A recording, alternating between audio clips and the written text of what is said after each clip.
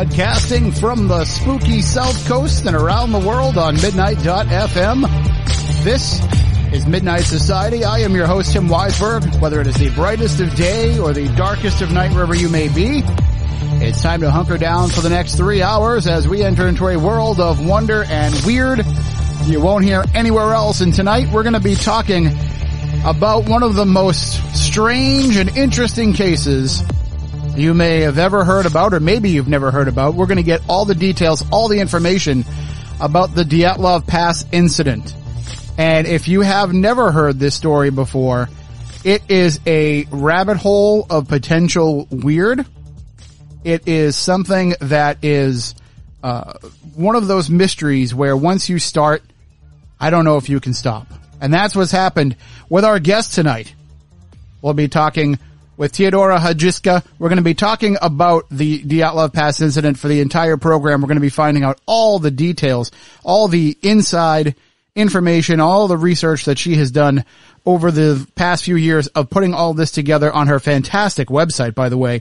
If you are listening along and in front of your computer, then I would actually recommend, normally we say, during the program, go to midnight.fm and you can find all the information about the guests there. And you can. If you go there, you will find the link to her website. But if you just go to dyatlovpass.com, that's DYATLOV pass, PASS.com, have that open during the discussion tonight because everything that you could possibly need to follow along is right there.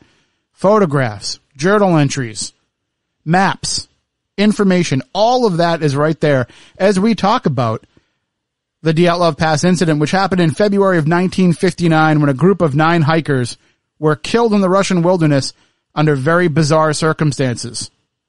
So now, 61 years later, we still don't know what happened. The mystery surrounding their deaths have never been solved. So tonight we'll find out all of the details that we could possibly know about that case. And I always say it, I say it each and every Friday, that on Friday nights here on Midnight Society, we send you into the weekend with something that will leave you thinking. Something that will keep your mind working all weekend long. And I think we definitely have one of those shows on the table for you tonight. So let's get right into it. Let's not waste any time. Our guest tonight, Teodora Hadjiyska, was born in Bulgaria and grew up in Cuba. She has a master's degree in architecture and civil engineering and ran a web design business during the dot-com bubble. Teddy currently lives in Austria with her husband, and they spend most of their time as travelers discovering the world. And we nailed her down for a few hours here. We kept her in one place long enough to join us tonight. Good evening, Teddy. How are you? Good evening, Tim. Well, I say good evening to you, but it's very early morning where you are. Yes, it's 4 a.m. in Vienna. And we appreciate you, getting up early or staying up late, however you did it, but we appreciate you, joining us in these odd hours. Well, good evening to all the fellow mystery buffs as well who are joining us tonight. And, we like to say here on Midnight Society that, we go deeper. We like to do deep dives into a lot of these topics. And that's something that has happened with you and the Dyatlov Pass incident. I think I have never seen a single case with a website as detailed with a collection of information that you have there. How long have you been researching this incident? Since 2012, which makes it 8 years. And I've heard sorry, go ahead. I didn't plan to start the site or even to get involved. I'll tell you more about how I started doing the site and being sucked into the whole of the Dyatlov Pass. Sure, yeah. You give me.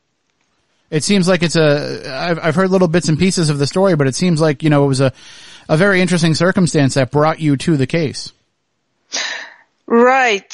Well, you mentioned that I was into the web design business when it was big. I was living in LA and I was doing all the movie sites and I was working with Sony Classics and by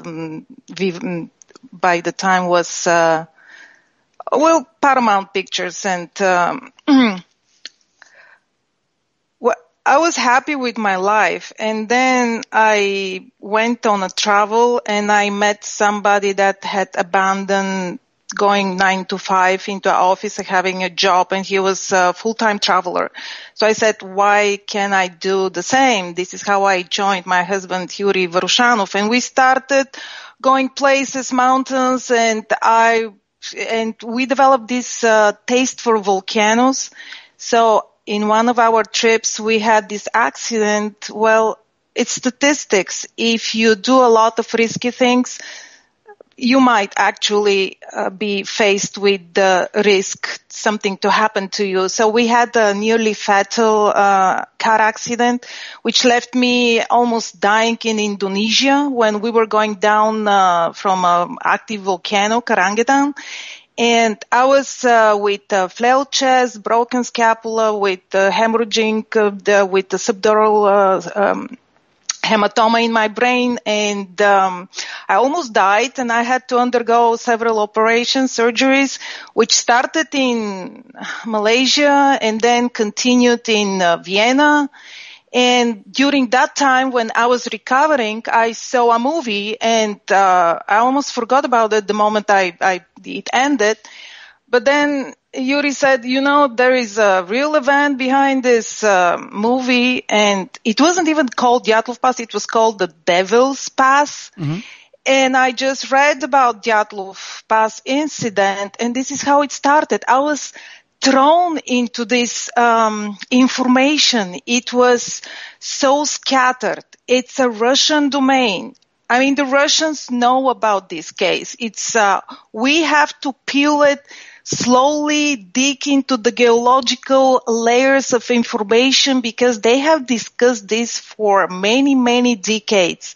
And since I had the business and the server, I started for my own sake structuring the information about the Dyatlov Pass. This is how I started. It's a lot of names. On my site, you will see who is table, because once you encounter a name, you have to keep track of who was he and when was he mentioned. This is very important. Okay, but I'm going far ahead of myself. So I started putting the information on this website, and I saw that it's not so easy and simple to actually adopt a theory, to like a theory, and nothing made sense. I started continuing finding information and research, so hoping that it will clear out for myself what happened, and I would finally find peace and continue traveling. Actually, I did go for 6 months to South America, and then my site got a lot of traffic and comments, and I saw that I have to extend to a forum. So I started the first forum in English. The link to it could be seen at your site at the Midnight FM.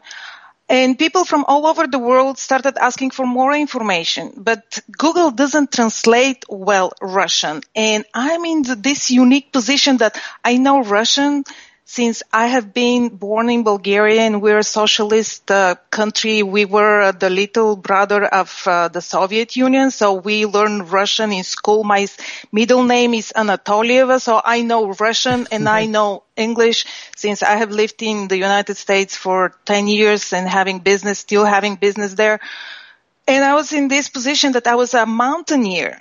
And on top of everything, I suffered an accident which left me with exactly the traumas and the injuries of most of the worst cases in this case. I mean, there are 2 people in this case that died from a high velocity trauma, something that the pathologists at the time said that could be caused only from something like a fast moving vehicle, or if you fall from very high, like the 6th floor of a building, but there is nothing like that at the place where they were found. So let's start from the beginning. How were they found, and where the mystery begins, actually?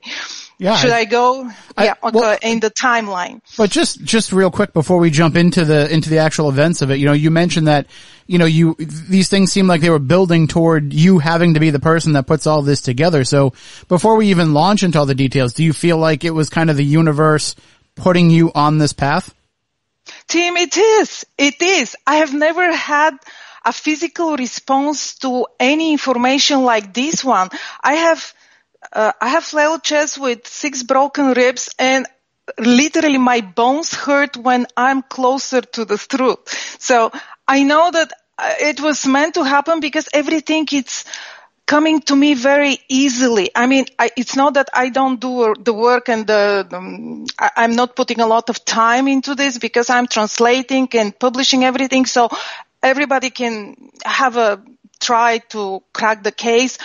But it's, I'm named an expert, but I became an expert because the Russians came to me with information. They said that I have made the first site that has all the information together, structured well with all the information, because they're usually discussing this in forums, and it's very hard to read so many postings.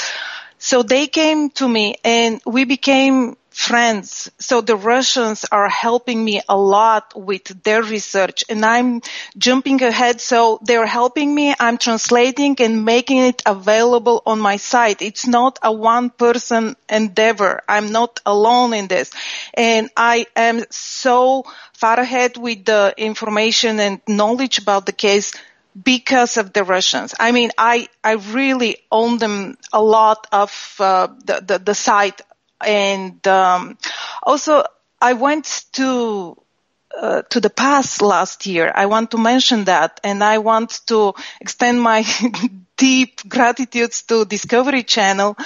They chose me and invited me as an expert. So I had a breakthrough on the location because we went there in February when exactly at the 60th anniversary of the incident, we were there. And I understood so much about the case. And actually I had a revelation right there. I'm not talking about the case the same way as I was portraying it and before I went to the past.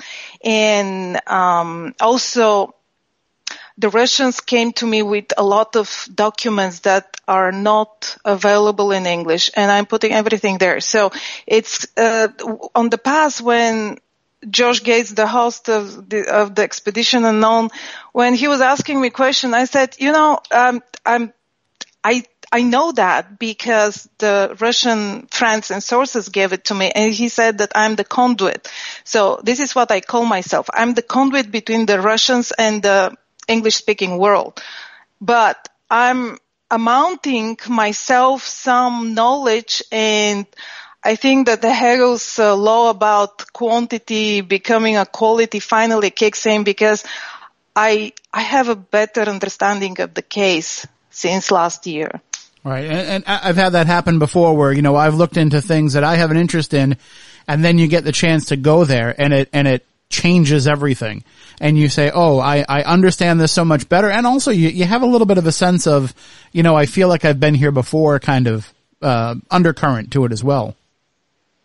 I felt like I was at the edge of the world, like nothing matters. It doesn't matter if we ever prove anything, but I felt like they did because I was under the same sky. I was blown by the same wind, and I understood what they felt, and I knew that some of the speculations that we have about the terrain, about their behavior, about a lot of things, the decision they made at that night, because they were, this was what sealed their fate, were true or not true. Because I'm a mountaineer, I can read the terrain, and I know where I would pitch a tent and which way I would go if I'm facing a disaster or an incident. It's a lot of eye-opening when you actually go there on the terrain. And so it's very strange story, and it's just snowballing right now as we speak. A new investigation had opened secretly in 2018. First, they said we're not going to investigate anymore. I'm talking about the official prosecutor's office of the Russian Federation. And then they had the official statement in 2018. And then a month later, They said on the annual conference in Ekaterinburg that they have started reading into the case files a month later after they said that they're not going to open a new investigation. Now, I want to underline this is not reopening the case because everybody says reopening the case. No, this is a preliminary investigation. They have to find a cause to reopen the case. It has to be foul play or something like that. And the interesting thing is that after we went to the pass, exactly a month after us, the prosecutor's office made their own expedition with Russian Channel 1 and Komsomolskaya Pravda. Komsomolskaya Pravda is a periodical, a very huge publication house in Russia that is very invested in the case. They have their own journalists that have been reporting the case for decades. So these three parties made an expedition in March, exactly a month after us. But the prosecutor's office said that they're going to investigate only natural causes, which is avalanche, snow slab, or a hurricane, which I know hurricane is called something that happens around the water, so we should call it a snowstorm with the force of a hurricane. Mm-hmm. But I don't believe them because they say one thing and then when they find something, they just announce it. And they haven't said anything since then. So it has been more than a year and they haven't said anything since they went to the pass. Yeah, that you would think that they would have something to at least some sort of comment on it by now. No, they haven't have any official statement after that. So we're waiting. That's what I'm saying. If you inform yourself and all the listeners know more about the incident, you will see headlines by the end of 2020. You will see headlines about Dyatlov Pass, but you really have to know more to be interested because the details are very bizarre. I mean, no scenario had attempted even to cover all of the facts, explain everything that happens. And the prosecutors are investigating 75 theories. They said they're going to look for natural causes on the past, but there are more than 100 theories until now. Wow. Well, we'll get into as many of them as we can tonight. I don't know if we'll get into all of those, but we'll get into the big ones for sure. So why don't we get into some of the details of what actually happened during those early days of February of 1959? Tell us first of all why it's even called the Dyatlov Pass incident.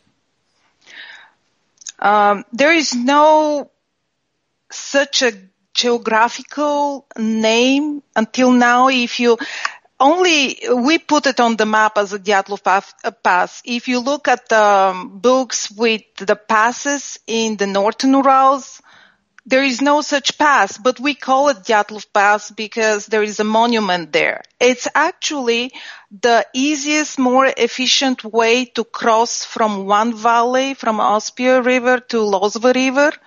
And it's just between two, they call them altitudes. They don't even have names, two peaks, which are not very high. Let's say it's, go a little bit back. It's Northern Ural where the incident happened.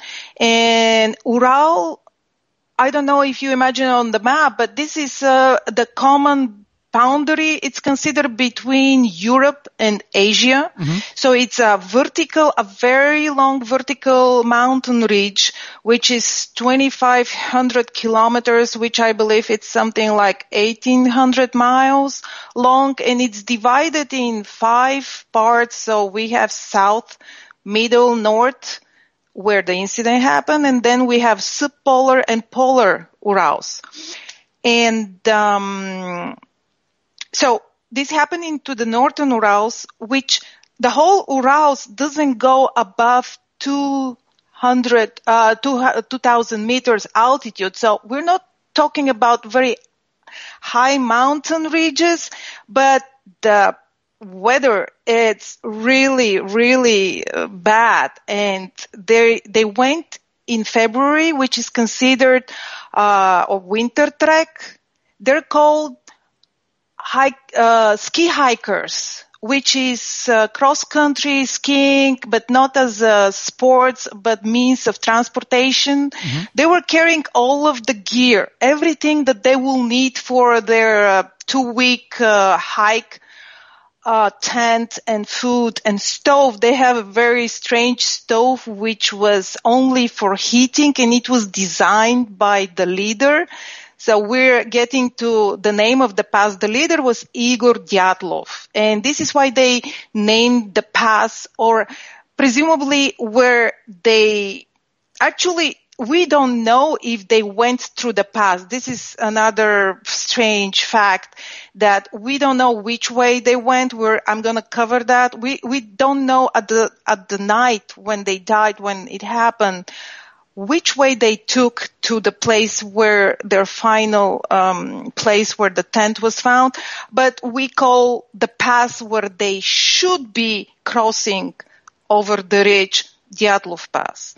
But maybe they didn't even go there that night. Anyway, so they had to carry everything, and their skis at that time were nothing like what you're using today for cross-country skiing. They were very wide, and they were heavy, and they were everything was sticking. The snow was sticking to the skis. It was very difficult to walk. To traverse and to ski. They were using the frozen surface of the rivers in winter, but still it was sticking to, and they constantly wrote in their diaries that they advance very slowly because they have to stop and clean the snow that was on the bottom of the skis. And they had to carry everything. So they were very heavy backpacks. They started 10 people. 2 of them were women, girls.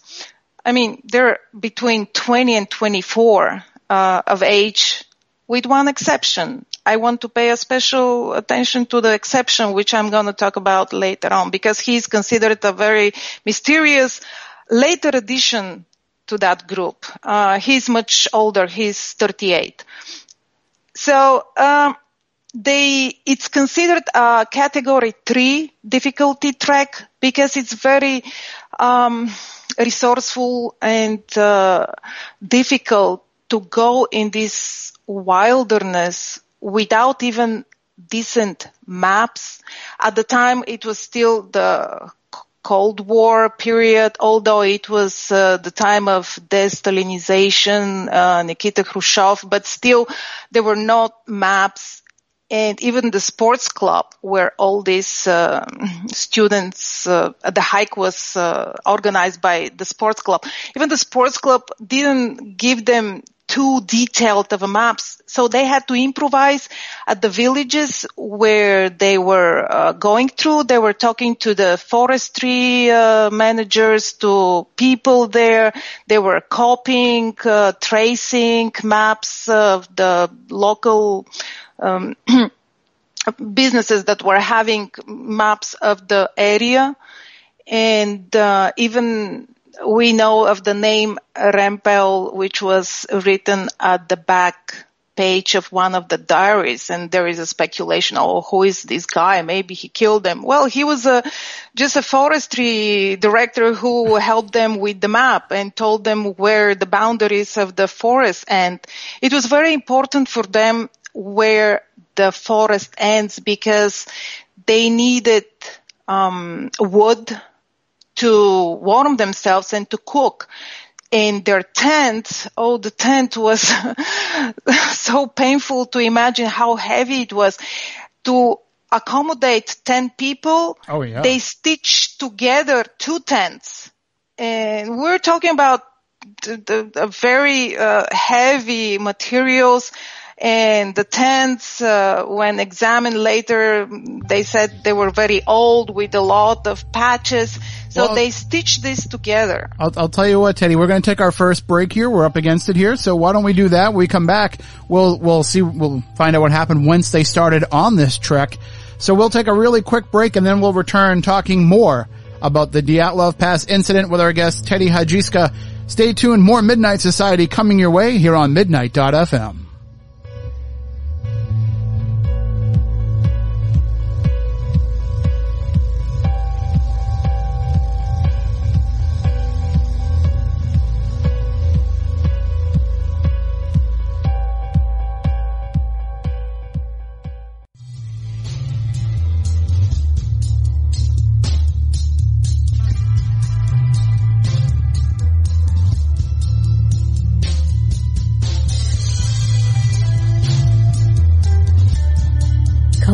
the show, dial 508-322-1985. That's 508-322-1985 or Skype midnight.fm.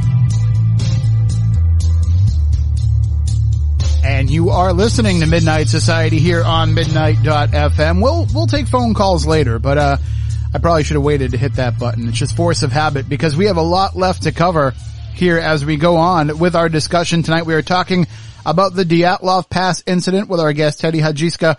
We are talking right now about the Dyatlov group and how they're getting ready to start this trip. And Teddy, you were giving us the details of them getting ready before they actually started heading out to where they ended up. That they're, it seems like they're very experienced. They know what it is that they need to do, and it seems like they're taking all the proper precautions for where they're going.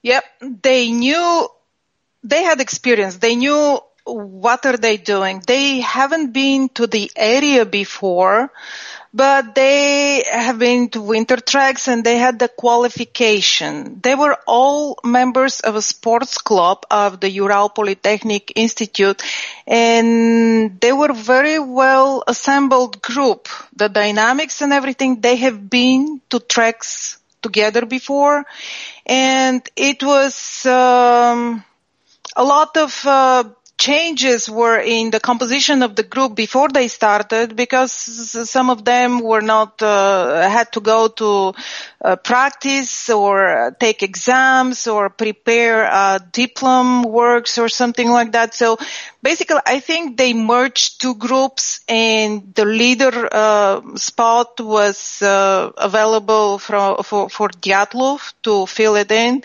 and he led the group. But the group was not planned to be like with this composition till the very end. I'm going to go back to where I left previous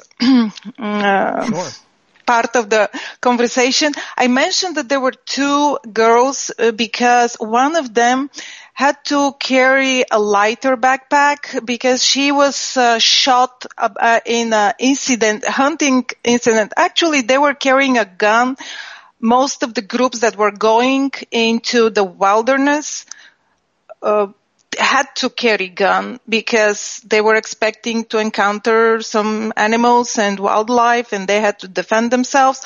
So she was shot by accident, and her leg still was not too good. So she had a lighter backpack. So imagine all this weight had to shift to the rest of the group, and they really carry very heavy backpacks.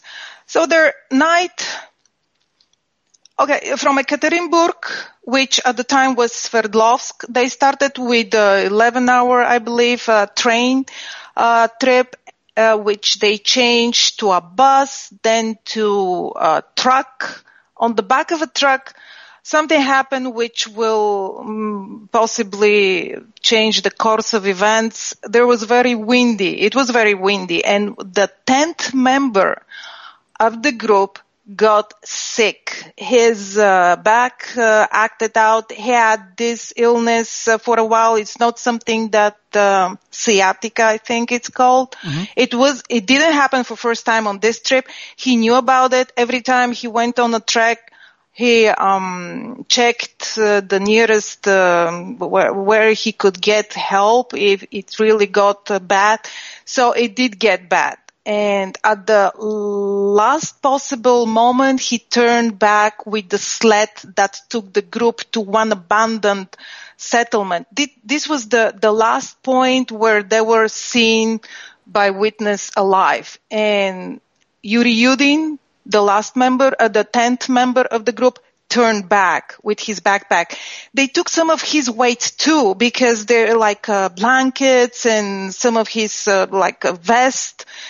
Food. So they put this in their backpacks. They became even heavier. Everything I tell you, it's very speculative. Every fact has a shadow. Every account, every claim has to be taken with a grain of salt. In this case, it's a very salty case. I mean, everything raises questions. Why did he return? To his dad, he was blamed that he knew something. That's why he turned back. I mean, the poor guy was so decent and humble. He hated the fact that he was the survival guilt, that he was alive and all his friends died. So to the very end, he didn't even advertise. I mean, at his latest years, he started talking and what he knows. He had to, but when he was younger, he moved to a city and didn't want anybody to know that he was the surviving member of this incident. I mean, it wasn't something to be proud of and to advertise and go on public to talk about. It was well known enough to the general public that they would know who he was.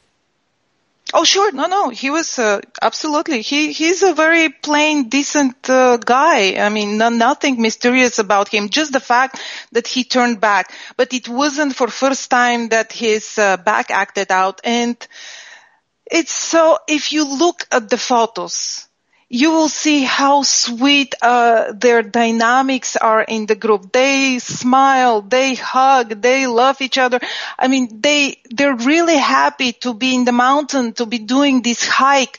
And, the farewell, with Yuri Yudin is, well documented. They were in a hurry because whoever was taking them, Uncle Slava with the sled, had to turn back with Yuri Yudin, and they were hugging very briefly, and one of the girls gave him a little teddy bear as a souvenir, which he kept till his very last day. And he said something that's very often used in books about the incident, that if he had one question to God, it would be what happened to his friends. So they were on the 28th of January 1959. It was the last place where they were seen alive. And so after that, they go on their own. No communication, no settlements, nothing. They're just on their own with only the stuff they carry on their backs, and they have to survive. They have contingency plans where to go if the weather really gets really bad. It's very well planned trek. They knew what they were doing. So they go over the frozen surface of the river. Then at some point they have to climb up a ridge. The plan was to go over the ridge, go down again in the forest. I'm mentioning the forest because it's essential for them. It's the taiga. So in the taiga, there are a lot of fir trees. The other name of the taiga is a snow forest. Their tent was designed, tents in general at that time were designed to hang on trees. So they were looking for trees to hang the tent, to pitch the tent, and also firewood. So if they go and camp outside the forest boundary, it's really considered a cold night. First, the tent has to be pitched on their ski poles because there's no wood, there's nothing to pitch it on. And then they have to spend a night without any fire, any warmth. And so this is considered a little bit of extreme. Yes, it's difficult, but nobody was giving them points to do that. And I'm mentioning this because this is how the tent was found. So there are 9 people left after Yuri Yudin turned back. 2 girls and 7 men. They were all very fit in their prime. One of them, it's instructor. He's not a student, Zolotaryov, who joined the group at the last moment. He had to make the trek because he was instructor in a tour base And if he had the higher qualification, which consisted in more hikes of a certain difficulty, category of difficulty, he would get better pay. So it was a practical choice of why join this particular track. First he joined another one, but it was a longer one. So he wanted to get back to his family and actually his mother. He wasn't married. That's why he transferred to Dyatlov group at the last possible moment. And he took the place of another student who he didn't even start from Sverdlovsk. But we know about him because he was given back the money he put in the cash drawer of the track and so on. These trips were partially paid by the sports club, and also the sports club were providing equipment. Not always, not all of the equipment. They were trying hard to find what was missing, like backpacks or any of like the stove that I started talking about. They were radio engineering. Some of them were studying 50-year radio engineering. And they knew how to make radio stations, but it was really, they were short range, or I'm not very knowledgeable about the terminology, but they were useless to carry. I mean, to make a wide range radio station, it would be very heavy, and the sports club didn't provide anybody with that at the time. But they were blamed for this, and everybody is saying, why didn't they have the radio stations with them? Well, it wasn't possible. Technologically at the time, they couldn't carry 20 kilo more for a radio station, and I believe somebody had to wait for their communications to come in. I'm not sure how it works, but I know that it wasn't something common. It wasn't done at all. So usually their day went like that. They traverse, they stop briefly for 1 or 2 times to have some snack. Then they choose a place to pitch the tent, and they start working because it's a lot of work. They had to flatten the snow, they have to pitch the tent, sort all of the supplies, and the stove that they were carrying, designed by Dyatlov, was a suspended stove inside the tent, which had like a chimney. They had actually a pipe coming out of the tent, and you can see this on the photos. It was tested. It was working. I'm mentioning this because a lot of theories say that just something with the stove, it was poisoning them, smoke filled the tent. In, yep.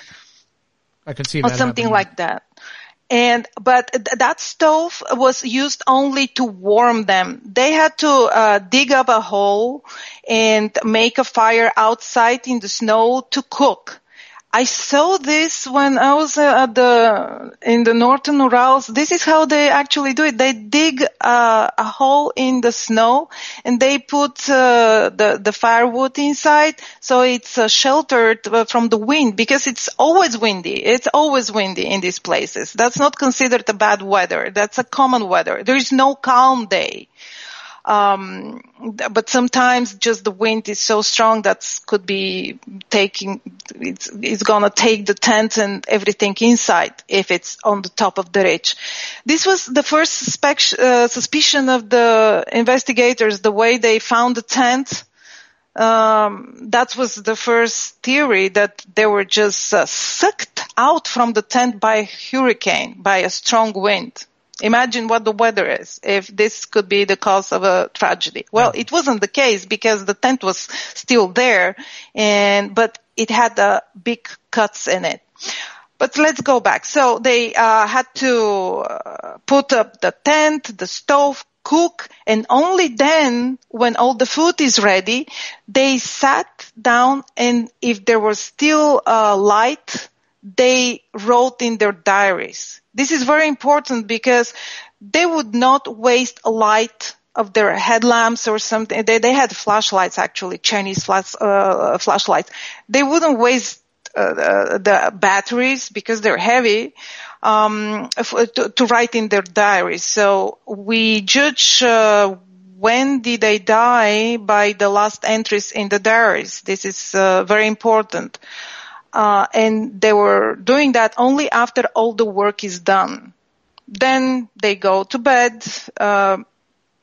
The experienced searchers from the same club, when they found the tent, they said, here is where their heads were, this is where their feet were. So if something was coming from the slope, down from the slope, it would hit first their heads and things like that. So they lay down and they just spend the night. It's details about the mountaineering from this time is the last two people. Imagine 9 people laying next to each other. The last 2 on the sides are usually wearing clothes because it's coldest if you sleep next to the tent side. So 2 of them could be wearing more clothes because it's cold. They're on the sides. They also had ski boots, and inside these boots are valenki, which is a felt boot. It's something like a soft boot, which they could still wear inside the tent if it's cold, and which you could make several steps in them to go do your business outside in the middle of the night. You could still make like 10 steps in the valenki without the boots. I'm saying that because they were found without boots and some of them were wearing valenki. So let's go back a little bit. No, listen, our listeners love the details. Like, we want to make sure that we give them as much information as we can. So feel free to jump around where you need to. Yeah, I'm getting into details, but I'm sure that some of the listeners hear about the case for first time. So I'm gonna just give the broad picture. Why is it so important? Who is wearing what, and if they're wearing their shoes, and how did they die? Why is it such a mystery? The mystery is that they missed the deadline. They were expected at a certain date. They didn't show up. So couple of days went by, they still don't show up. The 10th member of the group, he went back to Sverdlovsk he didn't suspect anything happening. There were no indications for trouble. So he went in his village where he was from, and he didn't even check with the sports club at the time when they were expected back because he didn't know better. He was on vacation, and he just related the message from Dyatlov that if the weather worsens, they could be late 2 or 3 days. This added to the confusion. When are they expected? So actually the families of the hikers raised the alarm that they're not back, not even Yuri Yudin. There were another group from the same club going in the area. They were supposed to meet, possibly, maybe, but they didn't have any communication. So when they didn't show up on the mountain ridge where they had around that time, possibly they could meet the 2 groups from different routes. The leader of the other group start asking, well, are they back? What happened to them? And this is when really all the cows begin. It turned out that Dyatlov didn't leave one of the copies of the route notebook which said where they're supposed to go. So at the beginning, they didn't even know where to look for the group. And massive search started. It's like the Air Force and many groups from the sports club started searching for them. That was unprecedented search for missing group.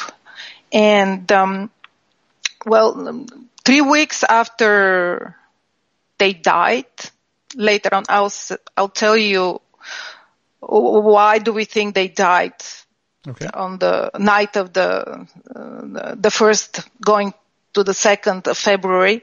So 3 weeks after they died, but it's not so late after they were expected back. They were expected back on the 12th, 15th, and the tent was found on the 27th. So they found the tent on the ridge. And this is when everything started going into the twilight zone. The tent was pitched on a place where they were not supposed to be. It was found sticking up, so it's not avalanche. It's not something that actually destroyed the tent, forcing them to get out of the tent and in search for a shelter. The tent was standing up. Very well put on the skis, on an even area of the slope.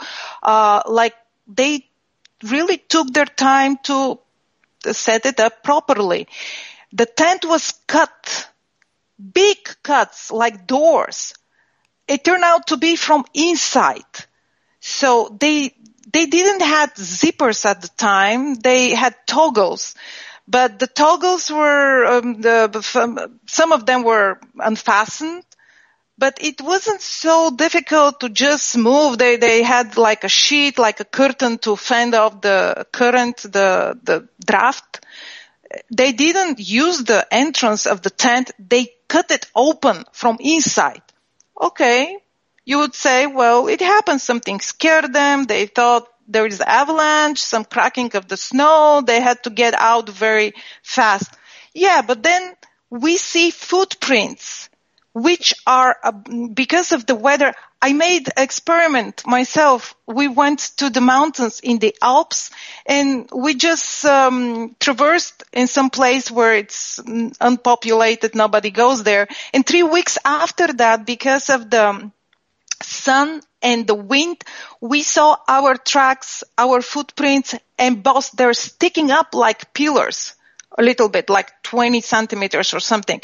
So they were seen in the northern Urals. 3 weeks after they died, there were still footprints visible going out of the tent. And to me, personally, this is one of the more bizarre evidence that they were not running. They were not stumbling. Nobody was hurt, limping, dragging. Not only that, they were not wearing shoes, or they were not wearing, well, the skis were under the tent. So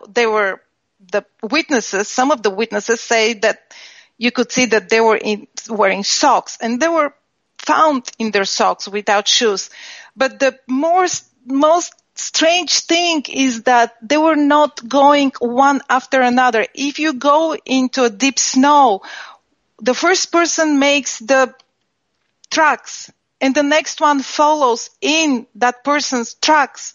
This is, common sense. Nobody will go make his own tracks without any reason, but these footprints that were visible and documented, they went abreast, like 3 people going together in a earshot as if they were talking. So we have a parade, like, okay, let's cut up the tent, go out, look at the sky or something. I don't know what the reason could be, but then we don't run. We don't go back to at least take our shoes or some coat or gloves or headwear. No, we're going to say jokes and go down the slope. I can't explain that. And another thing that I keep saying, I haven't heard anybody else to mention it, but they were not even turning around to face the danger that made them leave the tent on first place. So, who does that? And we see these tracks going down the slope for like 500 meters. So they were going very strongly in one direction, and that direction is not where they came from. Maybe I should mention that they found a cache site in the other side of the ridge. They left some supplies. They left a spare ski. They had food and supplies on the other side of the ridge, but they chose to go barefoot slowly down for a mile. Now, they had to sustain, the decision is made in the middle of the night. This we can tell by the content of their stomachs. So in the middle of the night, they decided to go out. There is no light. They had only like 2 flashlights. I'm just going to hold you right there, Teddy, because we're up against our next break. Okay. When we come back on the other side, we will pick it up there. We are going to continue learning about what happened at the Dyatlov Pass, and then later on we'll get into some of the theories about what it could have been that happened to the 9 people out there. Stay tuned. We'll be back with more Midnight Society coming your way here on Midnight.fm.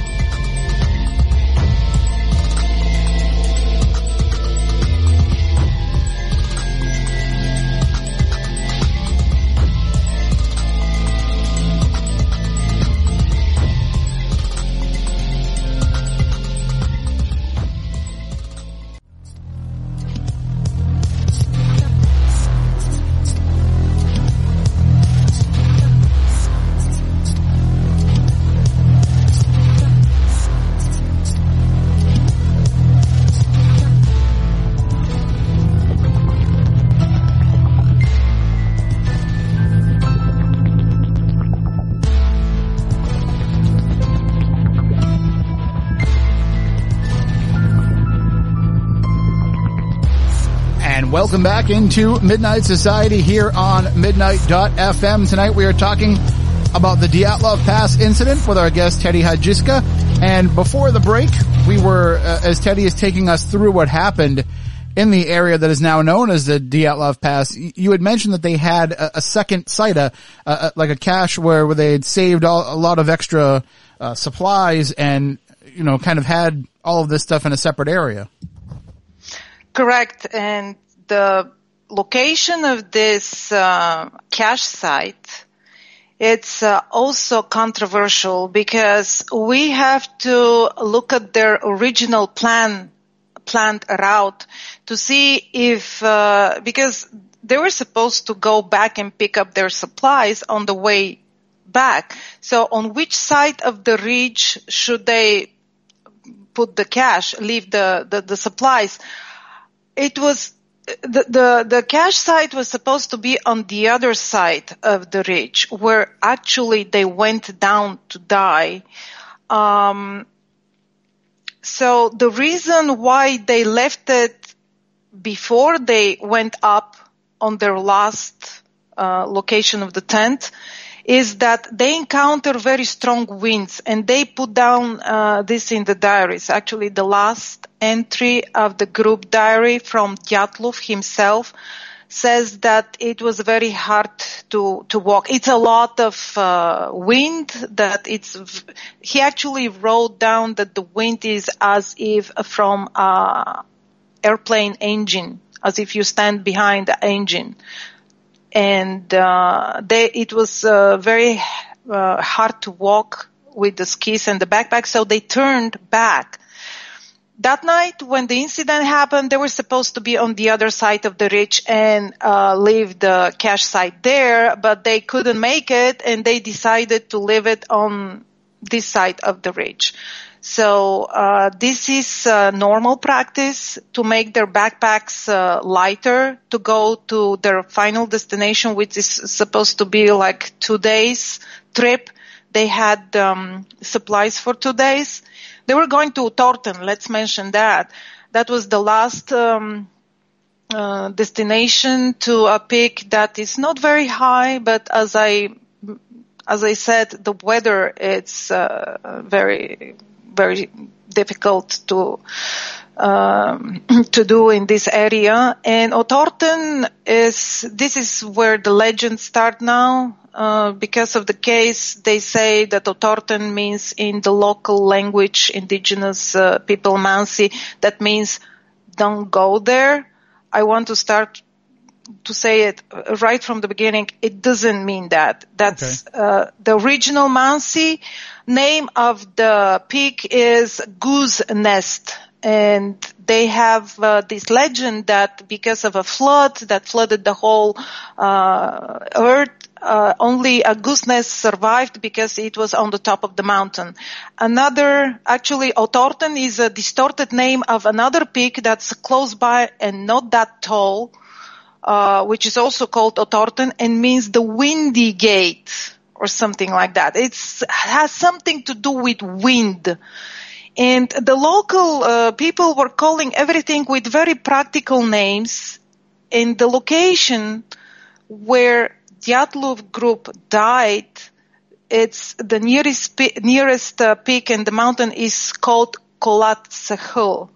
This is what the books and games are called, and it means the dead mountain, like the Dead Sea. Like it means nothing grows there. It's no game. It's nothing there. Just it's not a place where anything can hold on because of the wind. But we now call it, even I am using this title like a meta title for the homepage, Mountain of the Dead. You can hear a lot of legends that there were 9, and there is always 9. This mountain seems to claim 9 victims always. 9 Mansi hunters that disappeared or died in mysterious way. Russian UFO researchers counts airplane victims that fell to be 9, but the nearest closest, it's like 200 kilometers away. Any accident with the airplane that claimed 9 victims. So there is not a lot of, and then after the accident, the rescuers were using helicopters, and eventually, these, engines, had some, accidents and fell from the sky, and some pilots died, and they say that also these pilots were 9 and that they were taking part in the search of Dyatlov group, and this is why they died. So there is a lot of folklore about the area, and you will keep hearing that this is the mountain that's called Don't Go There. Now Mansi could have said that, and a lot of people say that don't go there because it's you don't have any business going in the middle of the winter there. There is nothing to do. This is what the Mansi meant when they told them don't go there. Not that the mountain is called that. Sure. And not to interrupt you, but just if you could give us an idea about the Mansi and who they are.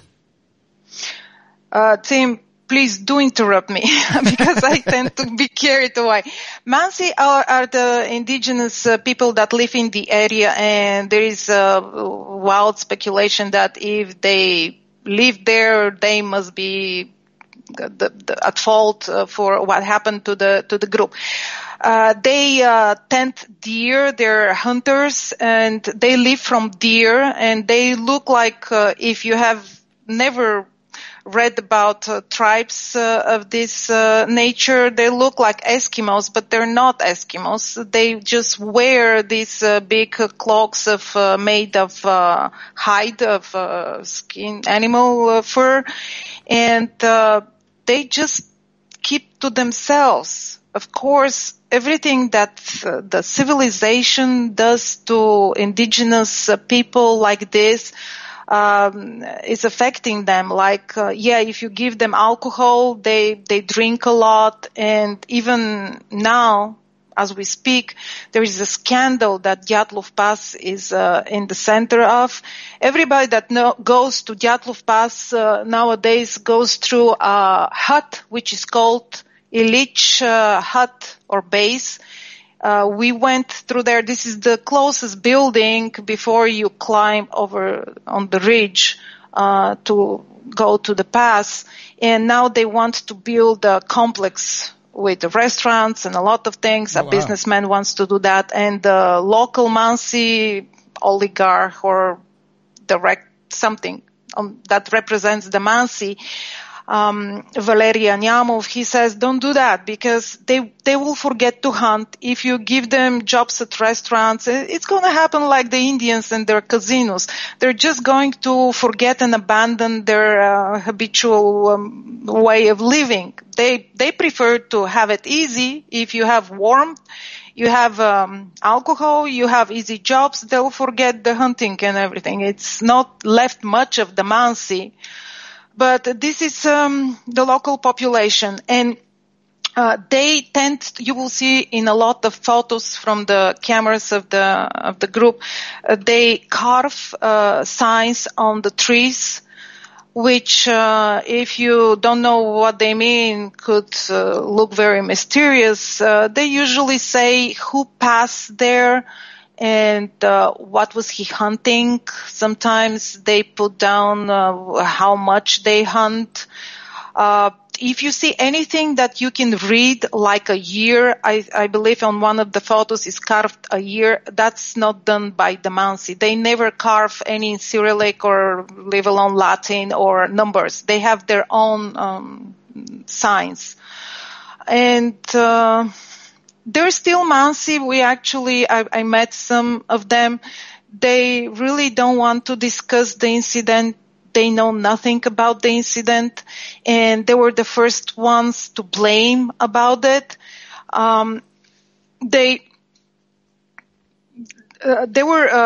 This theory was abandoned very early in the case, in the investigation, because nothing from what the Mansi could benefit greatly was taken from the tent. We're talking food, boots, jackets, flashlights, money. The girls were untouched. They were not forced or anything.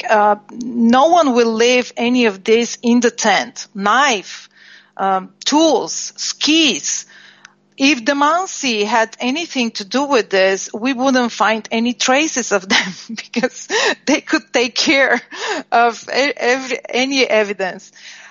But they had some strange behavior, as I hope to have time to discuss the investigation at the time.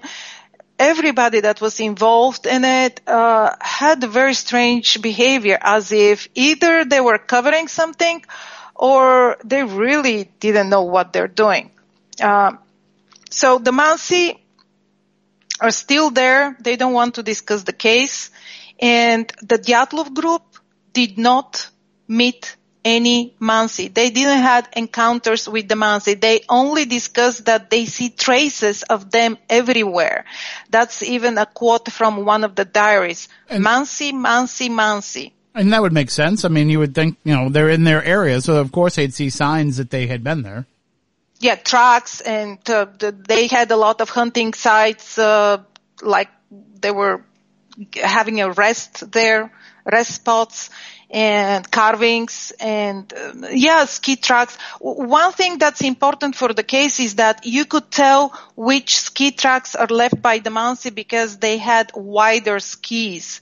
So in the testimonies, when Mansi were questioned and they said that they saw some tracks, they always say narrow skis. If it's a narrow skis, it's not the Mansi, so it's a stranger, it's somebody else. So they said we saw narrow skis here or there or something like that. What else do you want to know about the Mansi team? Well, I mean, I did see.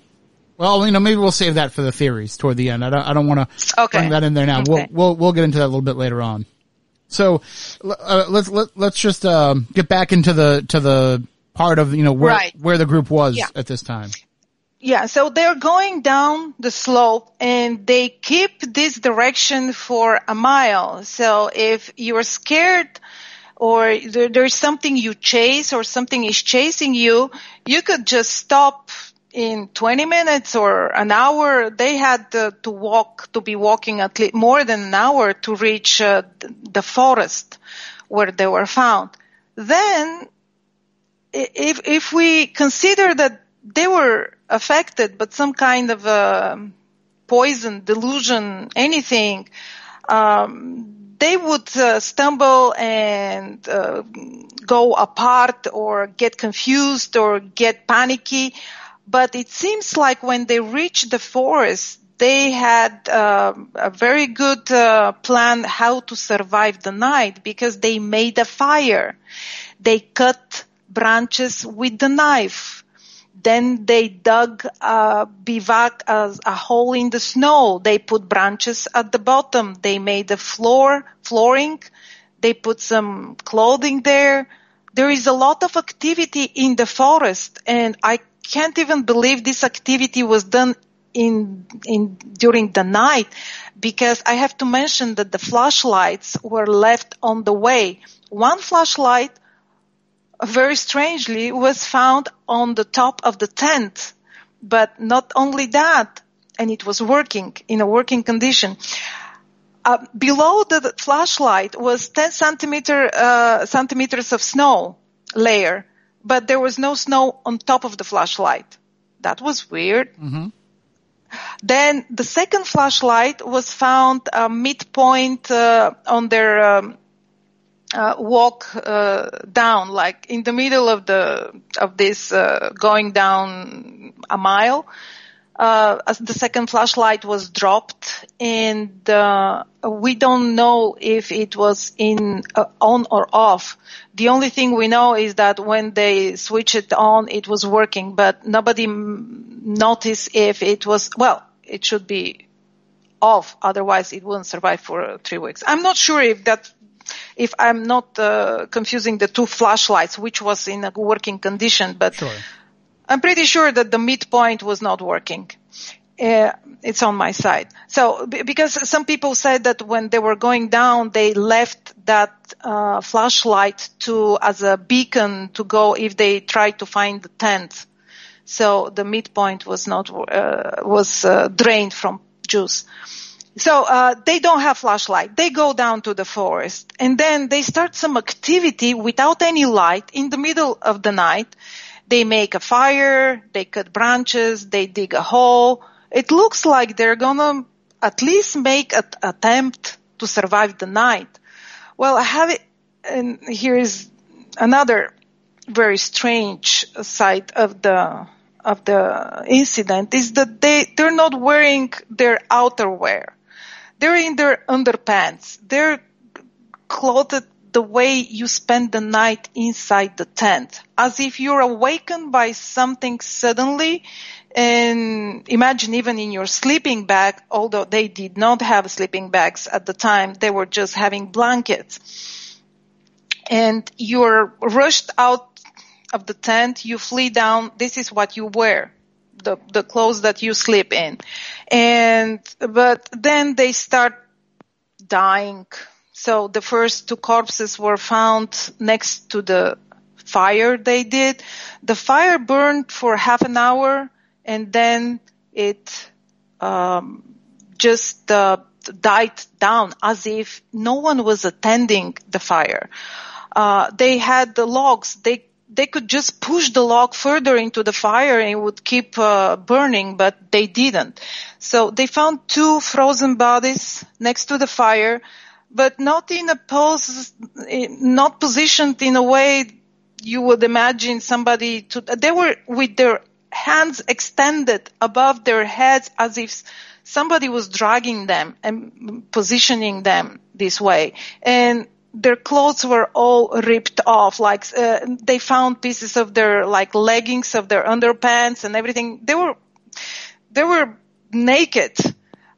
They found pieces of their clothes around wrapped around the foot of one of the girls, and then some of them just spread around or on the flooring of the snow cave or snow hole they dug. So they were very naked, with repositioned two bodies next to each other, one face down, one face up. So the searchers kept looking around, and the next bodies they found a couple of days later, actually the same day, they found two more bodies of Zina and Dyatlov. They found them as if they were trying to go back to the tent. Zina made it closer to the tent, so they were as if they were going. I always say as if, because nothing is what it seems to be. They just looked as if they were going back to the tent. And then a couple of days later, they found another body in between Zina and Dyatlov. So we have 2 under the cedar tree next to the fire, 3 trying to go up to the tent. And so the first 5 bodies were found 3 weeks plus a month after they died. And then nothing. They couldn't find the rest of the group. So they ruled out the case as hypothermia. Actually, they couldn't find any other reason for the first 5 bodies to be dead. I mean, the cause of death was hypothermia. And so they said that it's a bad decision. They put the tent where they shouldn't. They left the forest. There was no explanation why did they cut these openings into the tent, rendering it absolutely useless. They couldn't have shelter anymore. And they keep trying to find the rest. There is a massive search. The search camp was on the other side of the ridge. They found the Labas. The Labas is the name of the cache site in Russian. This is how they called the cache site. They found it, and 3 months after that, they had to go back to Sverdlovsk. The military took over because they had to cover a lot of space with probes, avalanche probes. They tried the mine detectors. They didn't yield any results because there was no metal on the bodies. They tried dogs. The dog found only 1 body of Zina, and they were really covered with very little snow, like 10 centimeters, 15 centimeters. The rest of there were 4 left, unaccounted for, were found in May when the snow started melting down. And this is when the mystery really deepens, and this is how just this case got really mysterious. The last 4 were found with injuries that could not be caused by incident, falling, or anything surrounding where they found them. There were no high precipice. There is no rock that they could fall from. There is no boulder that could crush them. 2 of them had multiple fracture lines without any external bruising. This is like something very heavy has to fall on top of you with a very flat surface to actually crush your chest and not leave any outside bruising or hemorrhaging, nothing. No signs of any injury from the outside, but they were all broken inside. One of them, we're talking about 6-7 ribs broken in 4 fracture lines. That's a flail chest, something you cannot survive. The pathologist determined that they lived not longer than 20 minutes after the injury was caused. So any speculations that this trauma was caused at the tent by avalanche or whatever, it's doesn't have any reasonable any reason to exist, because you cannot move. Nobody can drag you. You cannot stand up. I know it by myself. I had a flail chest, 6 broken ribs. You are flat. You cannot move. Nobody can make you move or lift you. Nothing. So 2 of them had multiple major chest fractures. The girl, Luda, 1 piece of her rib pierced her heart. So she died from that, and she died very short after the trauma. 1 of them had caved in skull. We're not talking fractured skull, caved in skull. The pathologist said that he died instantly. I mean, there is no way. But the 4th one didn't have any injuries, and they found them in a pile two men were hugging. I mean, the one that didn't have any injuries was hugging the one that had most of the injuries. And they had a lot of the clothes wrong. Like we speculate that when somebody was dying, the still living were taking clothes from them and putting them on themselves. But we're not talking jackets. We're talking like underpants, ripping off underpants and wrapping your foot or something. So it's very, very strange. And then two of the hikers that had most little injuries, they seem to have died from the same force, and they had exchanged clothes. So if they die at the same time, how come one of them is taking the clothes of the other? And they weren't even in the snow hole that they dug to survive the night. They were 20 meters down the creek.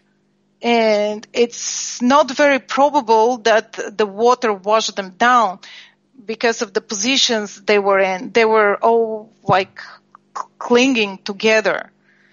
And you will hear that they were missing their eyes, and one of the girls was missing her tongue. Yeah, let's get in. We're going to take a break here. Why don't we get into that when we come back on the other side? Because those are, talking about the traumatic injuries that they suffered, and also, being found with these missing body parts. Let's get into that a little bit when we come back, because I think that that's something that is, a deeper part of the mystery. And also, there's some speculation about how that could have happened, so I'd like to get into some of that as well. We'll be back in just a few moments talking more about the Dyatlov Pass incident. We are unpacking it all tonight with our guest, Teddy Hadjiyska. We will return to talk more about it when Midnight Society continues in just a few moments here on Midnight.fm.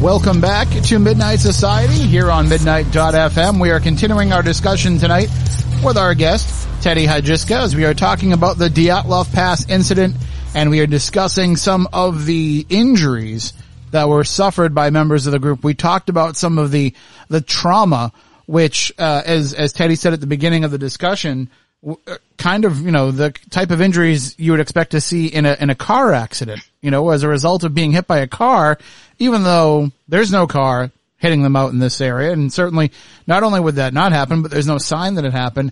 But also, as you mentioned before the break, missing eyes, a missing tongue.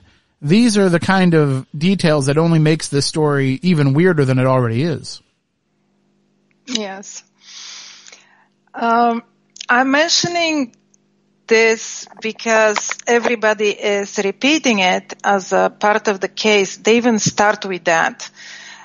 Although it's if you ask pathologists, because we should turn to specialists, experts, to explain if this is common or not. It's not so often that we see corpses, especially found 3 months after they died in the wilderness, under the elements, in the water, because they said they reached the water. They have been submerged in water, or parts of them, for 2 weeks. Before that, they have been buried in the snow. It could be a normal way of decaying, the soft tissues to be eaten by rodents and stuff. So I want to disappoint you that it could have a very normal explanation. I'm trying to be unbiased, to just lay down the facts on my side. But I gather opinion on both sides, and the pathologist said that this shouldn't be considered as something, a foul play or something ripped their tongue out. You should just read the coroner's report.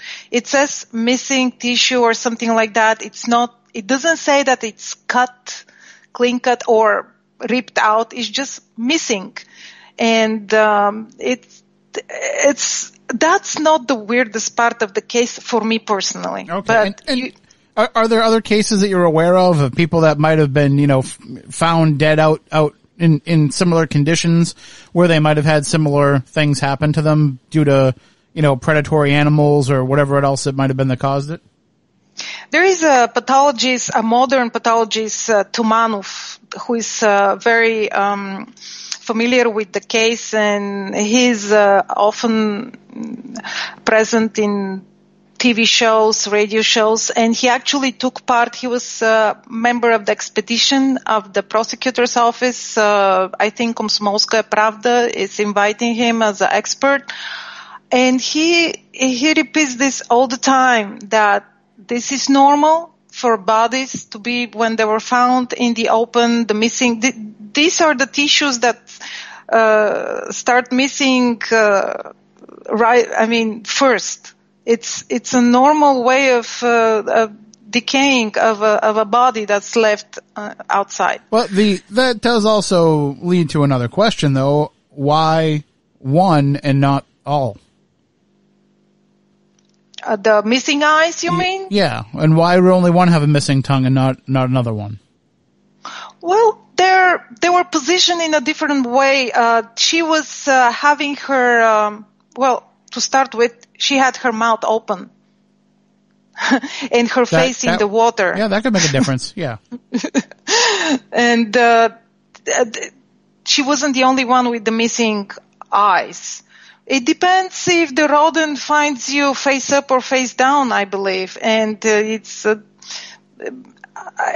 is no indication somebody like ripping the eyeballs out or carving them out. There is nothing like that, although they were pretty much washed out by the water, and they have been for 3 months outside, so there is a lot of decay going on. They just look very scary. And people tend to take the easy, the more visual facts of this case and just make a theory out of it and keep repeating it as if there it is. Well, they even say because Luda had a temper and she had a big mouth and she was speaking back at people. Even she says this in the diary, why I'm so angry, and she actually says that she's sad and she feels even evil. I mean, it's a strange as a premonition lines in her diary, but she wasn't very easy to communicate with, and people say that maybe she crossed somebody at the villages where they passed through and they followed them and they ripped her tongue out as a result. Oh, yeah, no. That's... You will hear so many theories, but let's finish with the facts, because sure. We haven't even we did scratch the surface, but there is more. There is more weird facts. At the end of the investigation, at the time, for some strange reason, the lead investigator ordered radioactive testing of the last bodies. In the middle, because there was 2 months, nothing was found, and we don't know what the investigator, what leads did he pursue, or what did he do at the time. Some speculate that he was called to Moscow, instructed to cover up the case, that there was something from above, a bigger picture, that he was silenced. And his behavior actually talks about that, because he was later on, many years after that, apologizing to the families and that he didn't do his job. He didn't actually close the case, and he ordered radioactive testing. And 3 of the clothes turned out to be radioactive. The day after he got the results, he closed the case. And he actually moved the analysis of the clothing to, he classified it. He moved it out of the official case files. And we find this strange. I mean, it could be explained that maybe it wasn't pertinent to the case, that they instructed him to remove everything that's not related to the case and just close the case, because he started looking into the sky. The lead investigator, imagine all this trauma and everything, all the facts that he gathered, and he started questioning the Mansis about light events that happen in this area. We know about the polar lights, and there are a lot of light show in the skies in this area, but people were reporting flying globes, orbs they were just flying, but they were UFOs. So people were worried, and they didn't know if there is some testing going on, or should they be worried about, hide, or do something about it. A lot of the searchers also saw it. Meteorology stations reported it, and the lead investigator, many years later, like 30 years later, he published The Mysteries of the Fireballs, and he insists. Now imagine, the lead investigator says that the hikers were killed by targeted ray of energy that came from the universe. I mean, how crazy is that? And if I had the power to close the case, if it's going in that direction, I would close it too, because they closed the case very prematurely, with the cause of death to be overwhelming force. This is a wording that it's also questionable, because in Russian it sounds more like a force of nature. They told him, the party, the leadership of the party, his bosses, they just told him to close it as a natural cause. I mean, something happened to them and they died. They didn't explain the traumas, the injuries, the radioactive clothing, or why did they leave the tent. But they said something spooked them out. They blamed Dyatlov for taking wrong decisions. That, for example, he mentioned 3 mistakes: that he left very late the last day they were alive. They left late. They pitched the tent on the top of the ridge as a result of missing the pass. This is what he said. They missed the pass. That's why they climbed on the wrong path, and they had to pitch. So they were, half a kilometer to the left of the route. So it was getting late.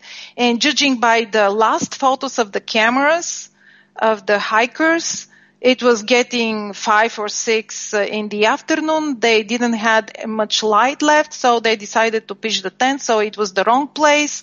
They shouldn't have done that. They should have kept into the forest boundary. But okay, even if he blames the group leader for choosing a wrong place for the tent, nothing explains how they died. But they closed the case.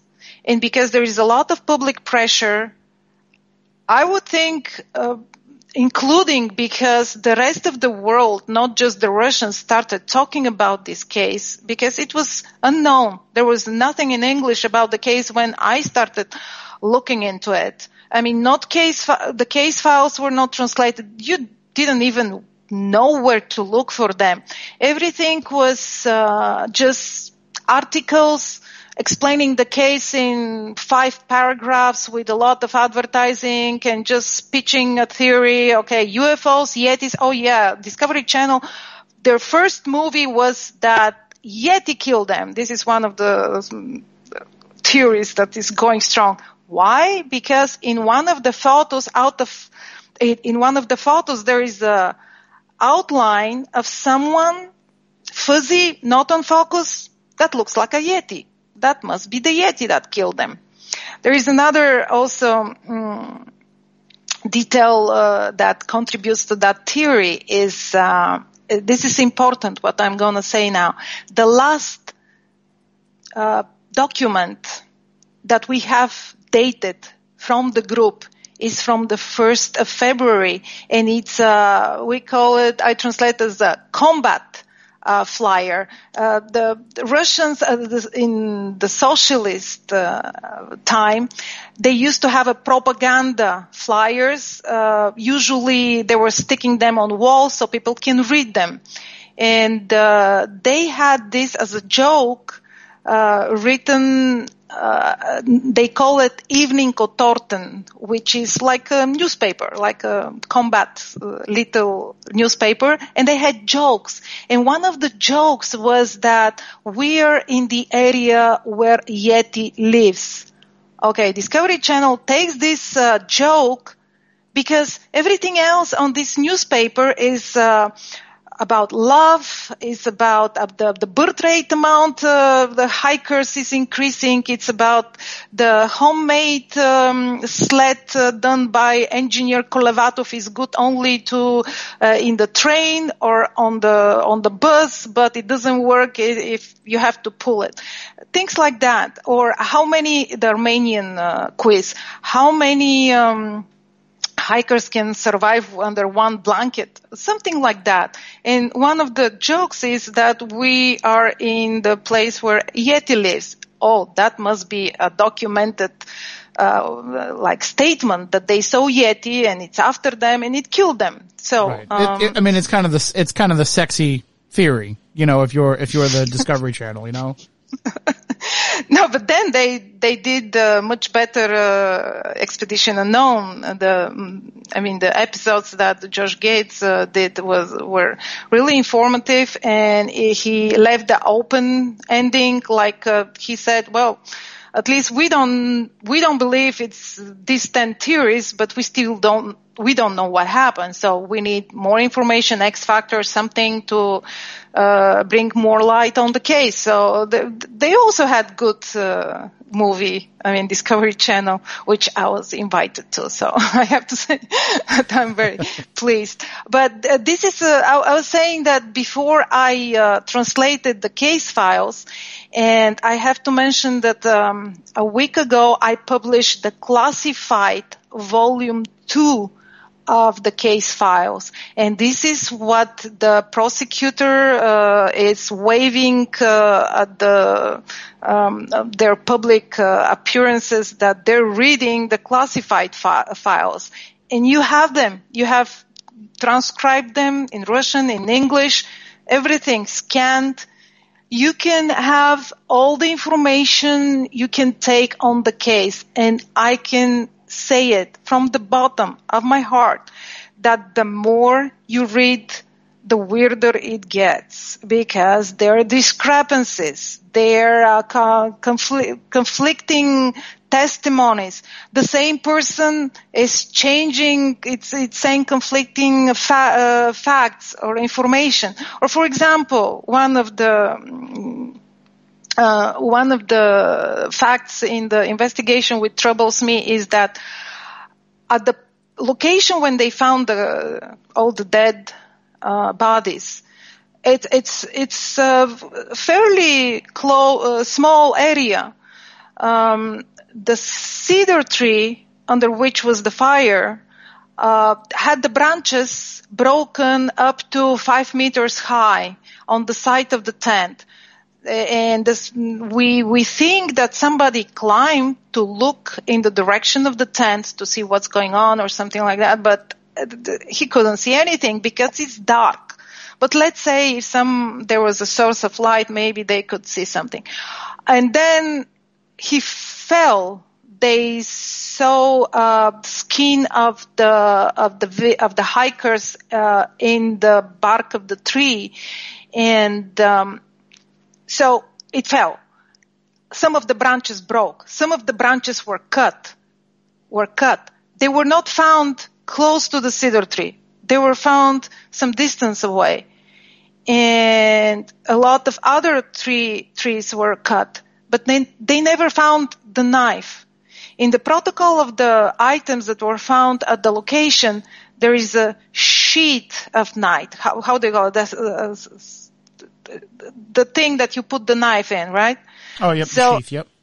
Yeah, well, that could not be confused to be a knife, because the same investigator, first he said, well, there is no knife. And then in the conclusion to close the case, they kind of go over the whole case, what they know about it, and you can read it on my site. There's so many discrepancies. He even quotes the clothes wrong, like, okay, he's wearing her hat. Well, he's not. Like, he's naming different pieces of clothing on different people. And he knows better because in the classified volume 2, you have the drafts. So he personally got the receipts of the items he was returning to their families, and he knew whose hat was that, but he said that the wrong person was wearing it. And this is very small detail of all the inconsistencies in the resolution of the case. So it's either he was sloppy or he was under duress or something. But why would he just confuse things that don't mean anything? He's just making it more confusing. He also, let me say something about the strange member of the group, Zolotaryov. He's poor guy. They exhumed him. I mean, his body. They actually excavated his body in 2016. Komsomolskaya Pravda managed to drill through the bureaucracy of the Russian administration and find the cause. I mean, the family of Zolotaryov asked for the body to be dug up because it wasn't listed in any cemetery. I mean, the cemetery where the monument was didn't have in the registry a person with this name to be buried there. So for 2 years, they fought, and they exhumed the body. So everybody was waiting for something strange. Either the body is not his, or there is no body, or something to give it a cause for the investigation to be reopened. Like this is an unknown person, or the Zolotaryov is missing, or something like that. And there was an expert who did skull superimposition on the spot, on the location, and it was Zolotaryov. At least by the photos that we have of him, his skull matches 14 points, more than enough. So it's him. They took a DNA. They took sample for a DNA testing. And shortly after, I underline shortly because they didn't take the time necessary to do that properly, they announced on the Russian TV that it's not him. And this started the wildfire of speculations. Okay, who is he? He killed him. He was darker than the devil. He was all his facts from his life were dug up. He has a child. We didn't know that anybody survived the group, but he actually has a child from a woman he wasn't married to. That's why he doesn't have a family, and that child is given for adoption. So he doesn't have a son or a daughter, and everything samples for a DNA match are taken from other relatives. So, but they say the body that's buried in the cemetery, it's not his. So who is he then? And,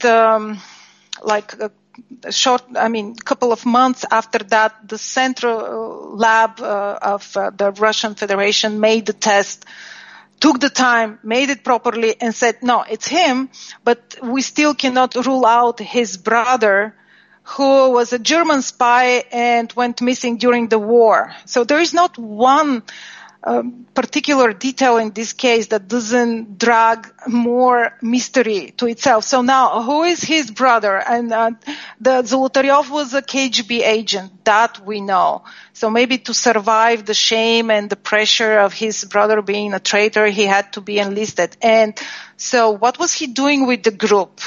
There was a common practice for people to be injected in groups that go, I don't know, close to a border, but where can you go from the Urals? But they said maybe they could try to abscond or just to check the dynamics, the mood, something like that. They said he was on purpose injected to the group because we don't know. He was much older, much more different, but he seemed to be very well adjusted to the group. They liked him.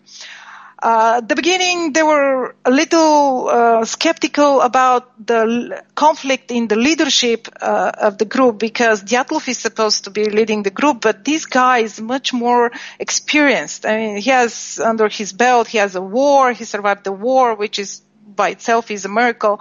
He had tattoos. We found out when they exhumed the body that he has a lot of tattoos. None of his relatives knows about any of these tattoos. And he was a teacher. I mean, he was training school kids. He was not supposed to show any tattoos. So in any of the photos, he's always wearing long sleeves.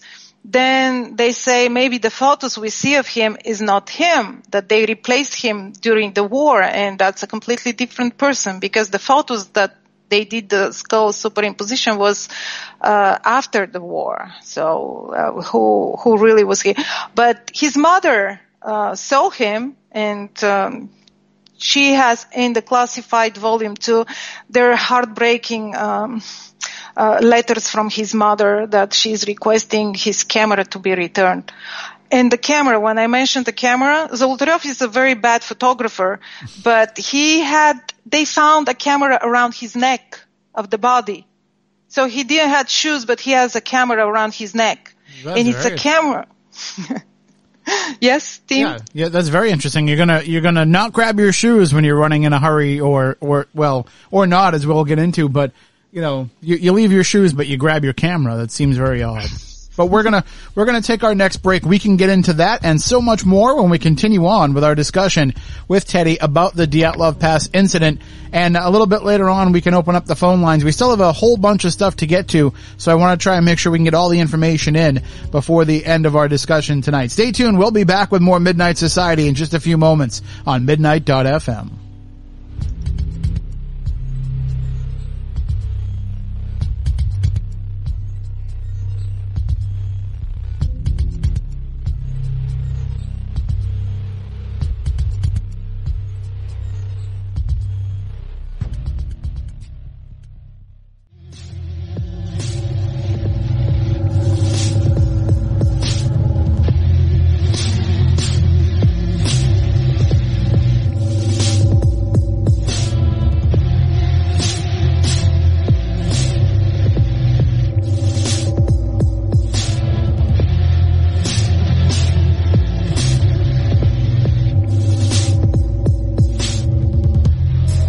We are back with more Midnight Society here on Midnight.fm. We are talking about the Dyatlov Pass incident with our guest, Teddy Hadjiyska, as we are talking about all the different details surrounding the case. And as we start to dig into it, we start to find out more of these strange circumstances and also the myriad of theories that try to explain them. It doesn't seem like there's any one thing that anybody can settle on to try to figure out any of these individual details.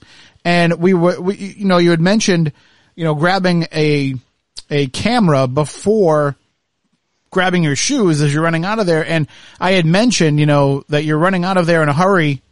You grab your camera and not your shoes. But in all actuality, we were talking about how they cut the tent to get out of there in a hurry, but the tracks that were left behind, I guess, didn't indicate that they had been leaving the tent in a hurry. Right. I had to string up the facts into theory before going to the past because Discovery Channel wanted me to present a theory. And here is what I did. It's not that I believe it anymore, but this is how I can explain this. The searchers had this sighting of globe in the sky at night, and the guy on duty or someone that went out saw it, and he called the sleeping his friends in the tent. So what they did is they rushed out in a hurry in their valenki or even barefoot, trying to step on the branches that they usually put down around the fire, just to look at the event in the sky, just to see what he was talking about. And because it lasts for not more than a minute, so you don't have time to put on your boots. And at some point, he just looked at himself, this searcher, and he saw himself exactly clothed as they found the group members. And so my theory, this is what I came up with, is that two of the men that had the valenki and were better clothed than the rest, which could be explained that they were sleeping on the far sides, on the outsides, close to the tent edges. But let's say they went out. One fact is that they found traces of urination outside the tent, possibly two men. Well, how these traces remained for 3 weeks of snowstorm, I don't know. But right, yeah, I'd question that same they thing. found it's in the case file. So they went out to relieve themselves. They saw something in the sky, and Zolotaryov rushed inside, took the camera to try to take picture, and they tried to recover the film that was inside this camera, but it was in the water for too long, and it's very damaged. But they managed to make a book out of the whatever developed. They blew out some defects on the film, and they see it's on my site. If you check Zolotaryov's camera, they see flying dragons and chicken, and it's called spiritual photography or something. And one of the frames, it's a little bit bigger and it's very damaged, but you could see that you can say somebody's trying to make a photo above three heads, like above the people that are looking at the sky. He could be trying to take a shot of something that's in the sky. So that was my theory, that they all went out dressed like that to look at something in the sky. And then somebody confronted them with guns and said, go down to die. He was trying to kill them from exposure, and that they were marched to go in that direction. And that's why they didn't turn around, that they were under duress. They were ordered to go down, and they went down and tried to survive, but they made the error, the mistake to light a fire. Well, it could be seen by the tent, and that actually the perpetrators they were just rummaging inside the tent, eating some food, trying to figure out what to do next. And they cut some of the small, because there's at the eye level, there are smaller cuts that you don't go out, you just cut to look through. That they were looking, and when they saw that they are surviving, they didn't die on the way, they cut the tent to destroy it, and they went down and started killing them one after another. One of the bodies that was found under the tree had foam coming out of his mouth, and people say that this was common technique of KGB to torture you. When they sit on your chest and you suffocate basically, and sometimes foam can come out of your mouth. the same pathologist that I mentioned that explained the missing tongue and eyes, his theory is that there was an altercation. He says that there were some bruising on the knuckles of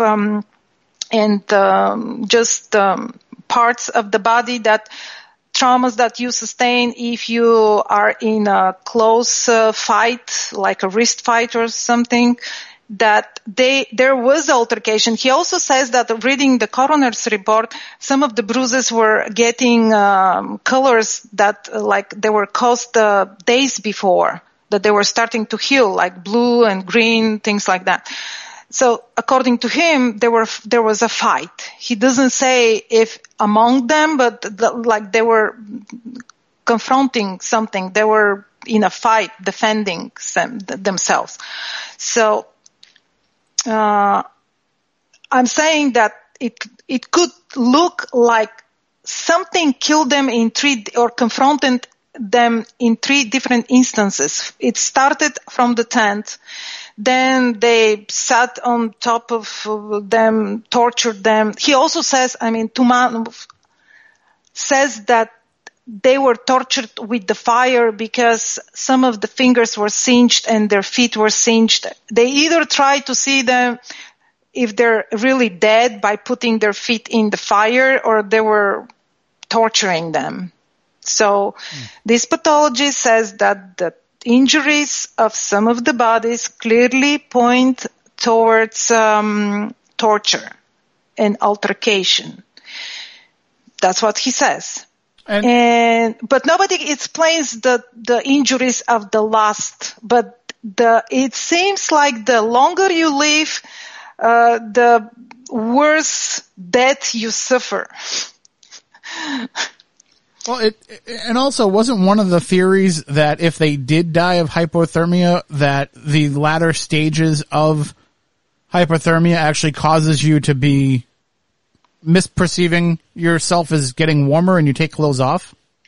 The paradoxical undressing. Yeah, but they just left their clothes at the tent. Right. You would think that if that was the case, they'd be taking their clothes off where they were. Exactly. And it seems like they ripped off clothes of their body, the friends' bodies, and put them on themselves. Like, I'm taking your sleeve and putting them on my foot. So this is not undressing. This is actually trying to cover the exposed parts of your body. It doesn't look like undressing.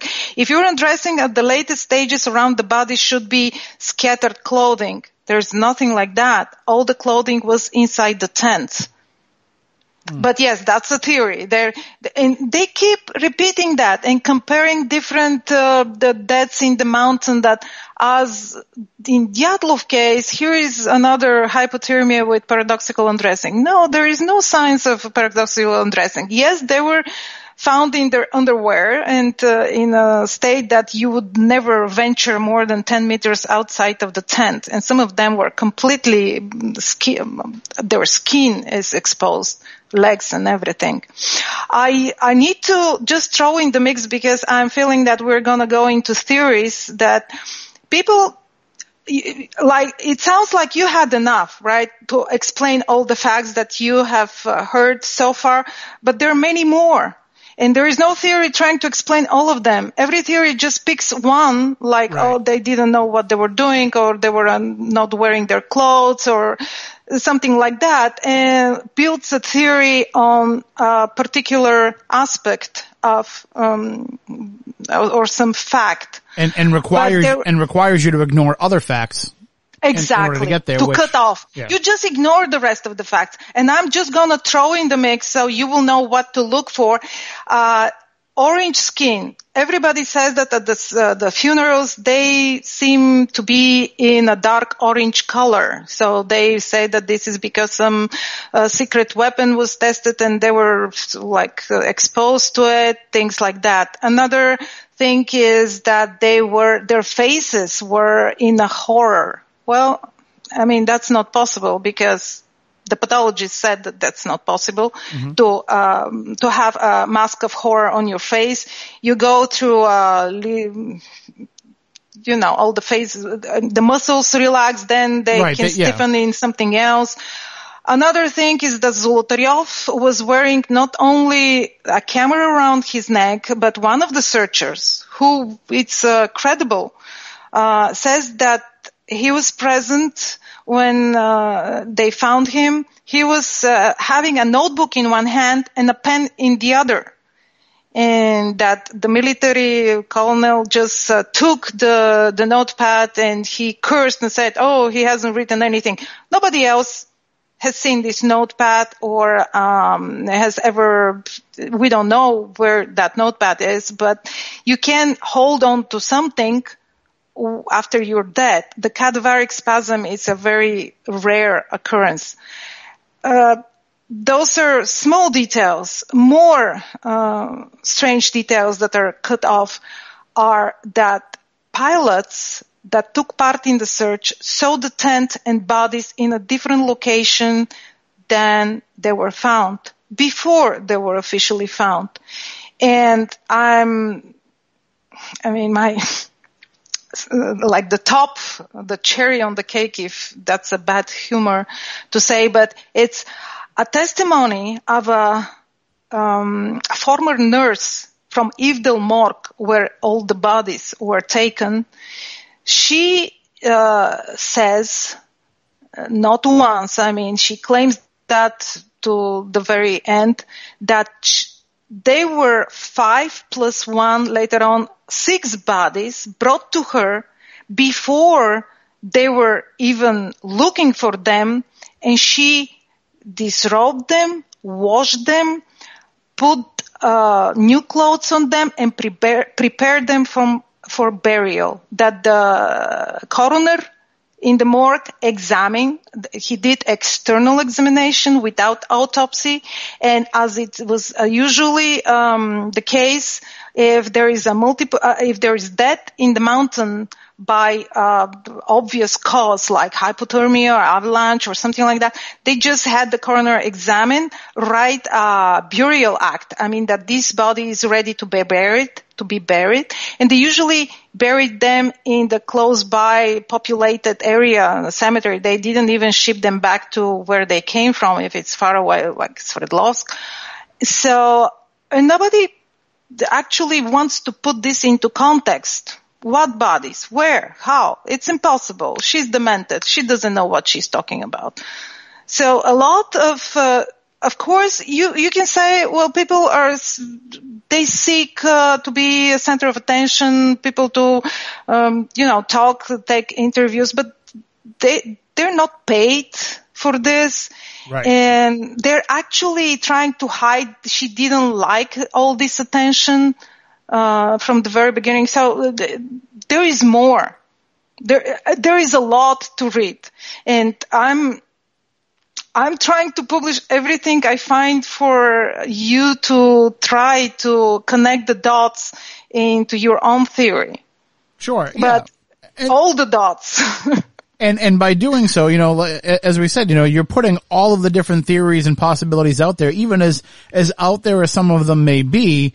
You present them on the website in a way at dyatlovpass.com. You present them in a way where people can read them and understand why some people take them seriously. Even as crazy as they may sound, you present it in a way as if you're saying, well, if these people are right, here's why they think that they would be right.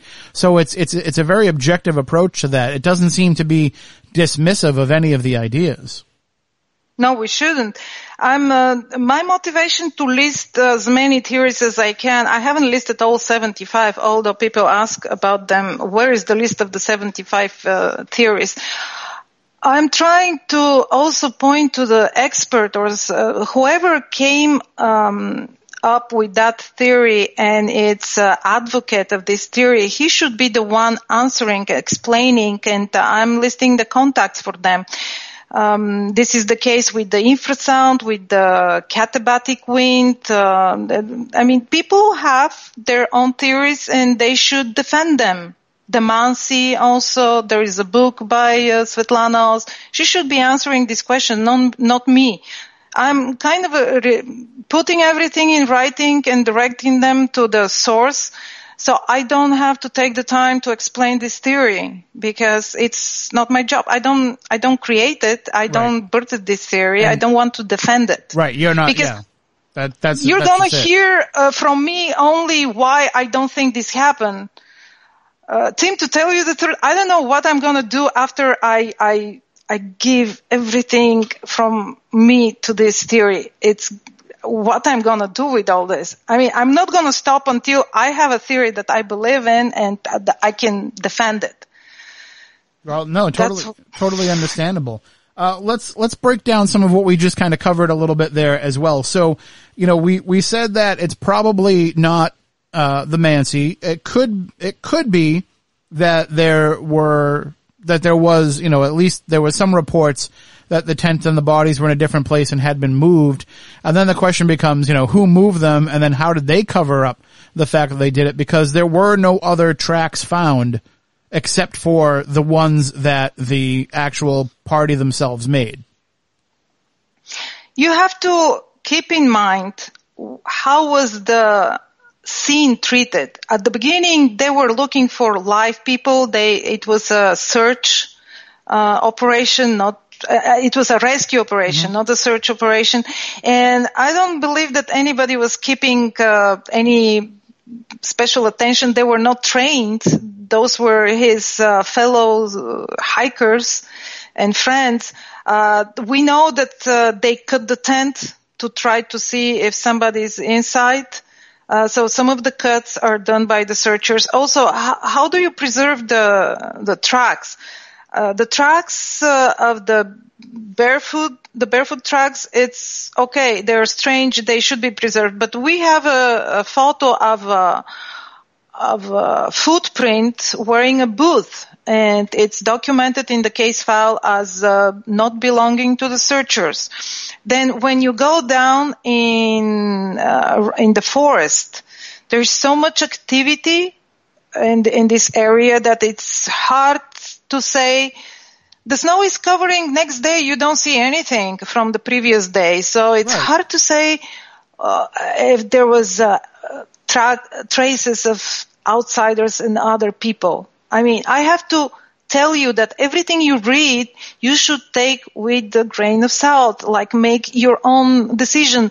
Read the case file. How did I describe the fact that there were no other parties, traces from other people there?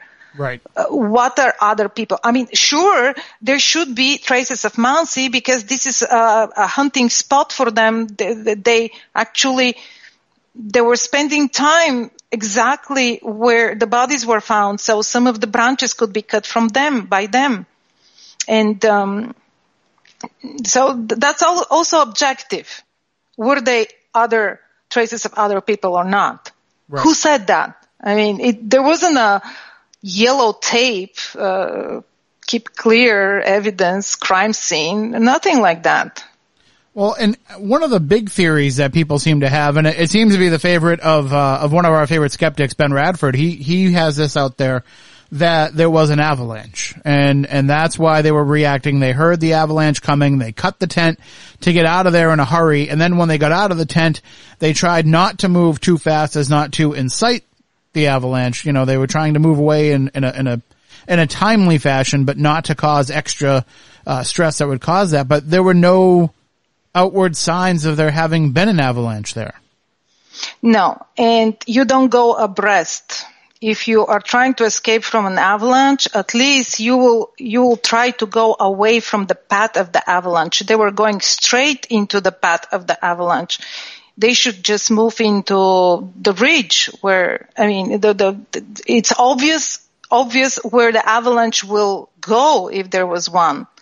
And then, okay, so let's say, because this is one of the most popular theories and the prosecutor's office is investigating an avalanche. There is not, the angle of the slope is not enough for an avalanche, but let's say it could come from far above them. Then what happened? How did they die? Why didn't they go back after they saw that there is no avalanche? Right. And they would have had experience. They would have known at least what to expect if there was an avalanche, even if they'd never actually been in one beforehand, they would be, I would assume, trained in how to deal with one of those if they were at the skiing level that they were at. I have been in avalanche, and all of us parted in different directions. I mean, in panic. Mm-hmm. Everybody jumped in a different direction, and one of us remained at the edge of the avalanche, and he actually dug us up. I was completely covered, and I can tell you that you run from an avalanche. You don't go slowly, trying not to cause anything, because if there are signs of an avalanche, something caused the avalanche, and it's gonna go very fast, and you should move out of its way immediately, because you're not the one causing the avalanche. Whatever caused it, or it's causing it, yeah. If you hear cracking of the snow, you have to get out of there very fast. Yeah, no, that's true. But still, I'm pointing that theories target different sides of the case, like why did they leave the tent? Then what happened? They have to extend to what happened down there, because actually why they left the tent is not what caused them to die. They could have returned. They could have survived a little bit, longer to the next day.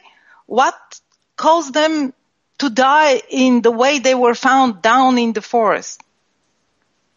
Yeah, that to me seems, it sounds on the surface, no pun intended, that it's a very plausible thing, but it pretty quickly falls apart. Do you want me to tell you what the most popular theory in Russia is? That has a big book about it. Sure. Rakitin's theory. Rakitin is actually not a person. He's a team of 40 researchers. And his book, which is big and very popular, is The Controlled Environment. This is one thing that I always had a very hard time swallowing and digesting this information. He has a lot of history and a lot of background of the time and everything. He makes a very good analysis of what was the dynamics and mood and their state of mind by the way the photos, the cameras, he counts more cameras that they were found. But his theory is that KGB was meeting CIA to hand over the exposed clothes as evidence of how advanced the Soviets are in making radioactive atom bombs or something, how advanced they are. And that only Zolotaryov, maybe Kolevatov knew about it. The rest were not into what's supposed to happen, including Dyatlov. That Zolotaryov made him pitch the tent where they did, and something went wrong, and I guess CIA killed them all. Oh. This is the most popular theory. Right. That's a little out there. Well, we're going to take our final break here coming up. When we come back, we can dive more into that. We can dive into some of the other things that you had mentioned. I want to get into those, such as the infrasound possibility and the very interesting theory about the wind, which is some people's pet theory as well. So we'll get into all of that and more. We'll try and squeeze in some questions as well. I have the different modalities up there to get questions in there. I'm trying to check them all, but I'm also trying to keep my computer from overheating. So we'll try and get into as many of those as we can before the discussion is over. But more to come as we are talking about the Dyatlov Pass incident. And really, as I said, we're only going to be able to scratch the surface tonight because there is so much. It does go so in depth. So all I can recommend is go to midnight.fm, click on Teddy's photo right there. That'll take you over to her website and the forum site as well. And you want to talk about a rabbit hole, I just found how you're going to spend your entire weekend when you get over to that site. Now, she spent years building all that, so keep that in mind. You're going to dive into that, and by the time you come up for air, you're going to realize it's already Monday again. We'll take a quick break. We'll be back with more Midnight Society on midnight.fm.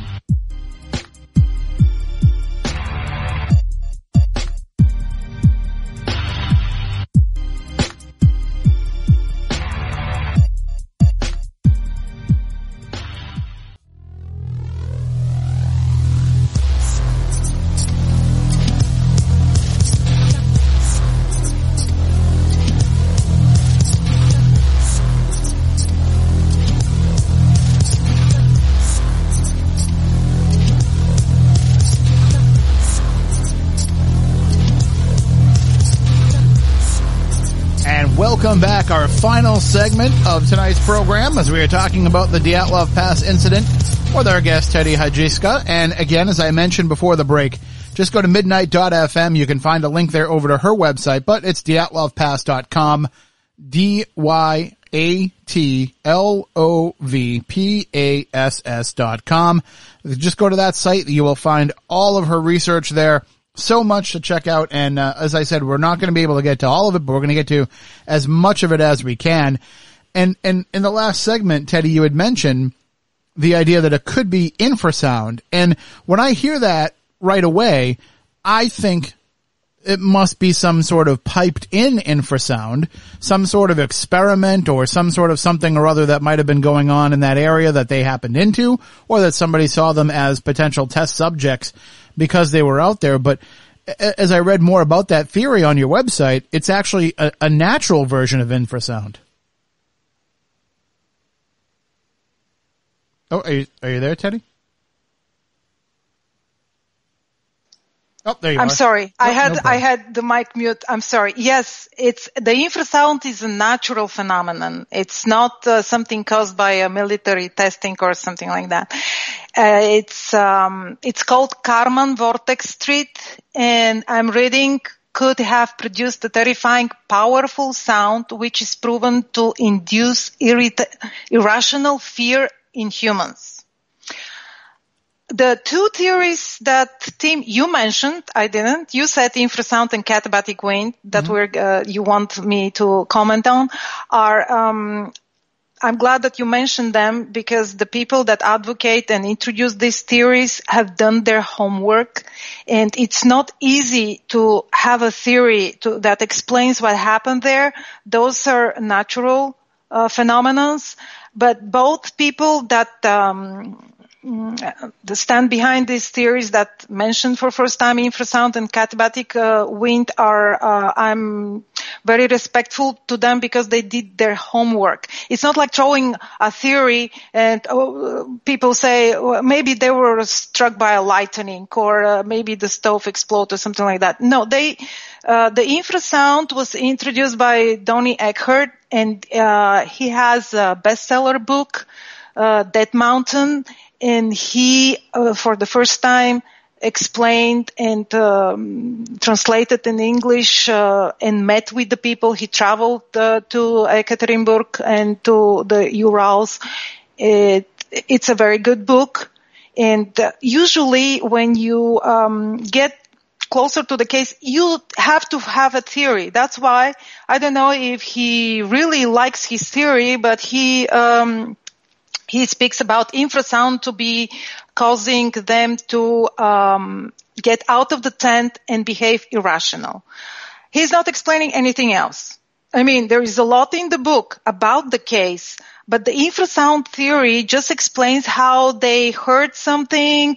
They started feeling really uneasy inside. They couldn't eat. They couldn't sleep. They didn't even made up the stove, which they didn't because there was no wood around. And at some point they wanted it to stop because there is this sound. It's in your head. It's making you really hurtful, and you want to get away from the sound. And he explains why could that sound be there and getting stronger. And so they wanted to get away from the sound that make them go down the slope. But the theory ends there. His speculation about what happened then, it's that they were frightened and it was very cold and there was a lot of horror and pain, and that's it. I mean, the infrasound made them go down into the forest. Again, that's a bestseller. So read it. It's a very good book, but it doesn't explain what happened after they went down away from the sound. That's the infrasound theory. Right. The katabatic wind, it's a very sweet person, Richard Holmgren.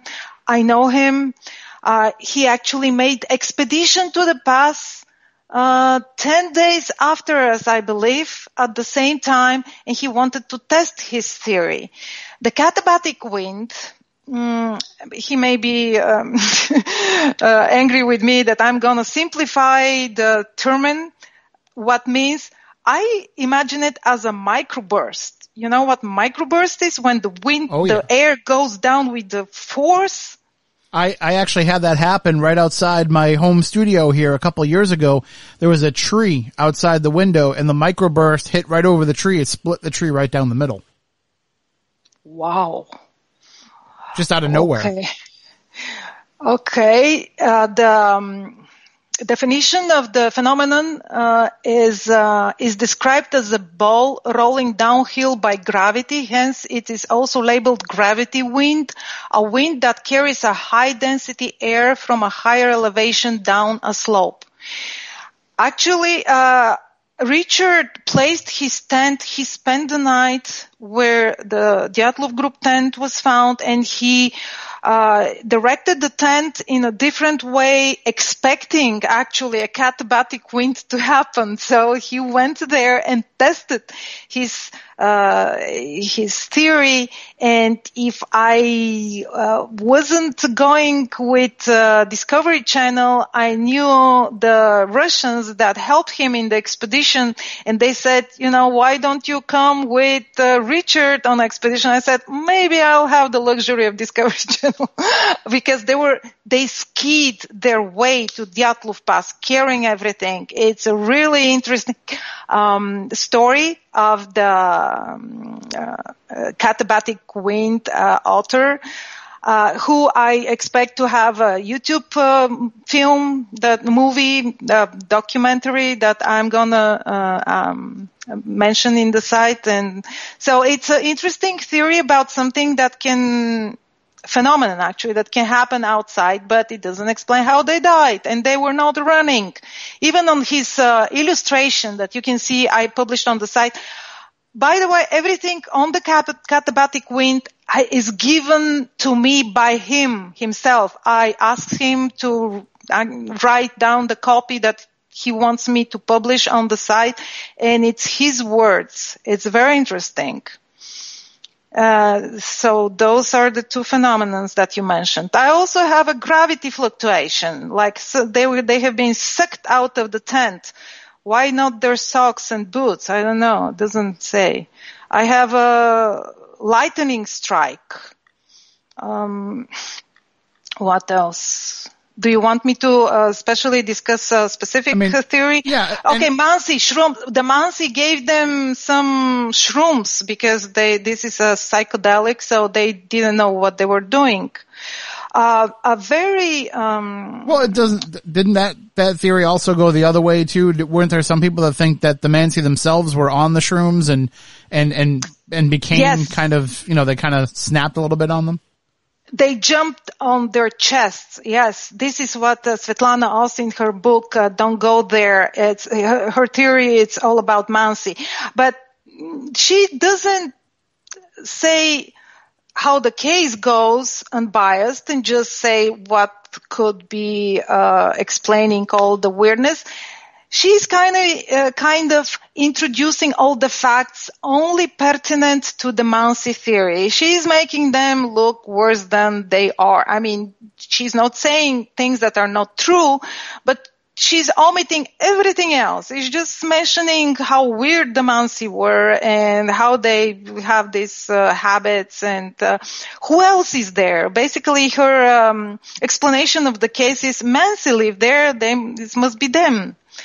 And yes, how they killed them, but at least she's trying to explain the traumas that couldn't be explained, the high velocity chest fractures and the caved in skull. So she says that the Mansi, when they take a lot of shrooms, they can jump on top of their chest.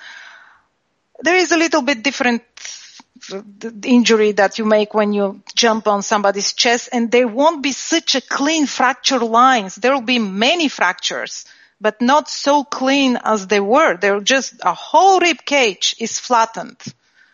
And just on two of them. And they really, if you look at their traumas, it's like you can tell which way they were laying down on the ground when it hit them. Lyudmila was laying on her back. And, Zolotaryov was laying on his back and she was laying on the side as if they were like that sleeping and something happened, or they were laying down and something happened at the same time on both of them. And then the skull, it's nobody. So Svetlana also at least is trying to explain the injuries by Mansi jumping on top of them. Nobody else is explaining the injuries. Let's mention the foundation of, there is the memory of Dyatlov group, fund, in Yekaterinburg, and the chairman is Kuntsevich, and he's one of the most, active researchers and followers of the case, and he's on all over all the appearances in the media. He goes to the pass every winter. Sometimes because sometimes you have to look for objects during the other months of the year because you can see on the ground. The official theory of the foundation, Dyatlov Pass Foundation, Dyatlov Group Foundation, is secret rocket launches that went bad. Something fell on them, or they saw something, and that they were cleaned because of what they witnessed. They say that the military went there, killed them, and he goes even to the extent when you ask Kuntsevich to explain things like the broken branches or he said that they were dropping the bodies from a helicopter, but the ones with the worst injuries were not under the saddle. He says that the branches were broken by the bodies that were dropped by the helicopter. He also found pieces of a rocket stages fallen on the pass, which turned to be from a later years when the technology was advanced a little bit more. They said that the pass is on the trajectory from missile launch pads, and that something blew up in the middle. So something happened and they have to be cleaned because of what they witnessed, or they were killed by the pieces and they had to be cleaned. And that this is a cover-up, that everything is staged by the government, something, military, and classified. Sure. So this is the official version of to this day from the foundation. And there are some paranormal theories that are out there, and let's kind of address those a little bit as well. One is that it could have been some sort of Yeti type creature. Right.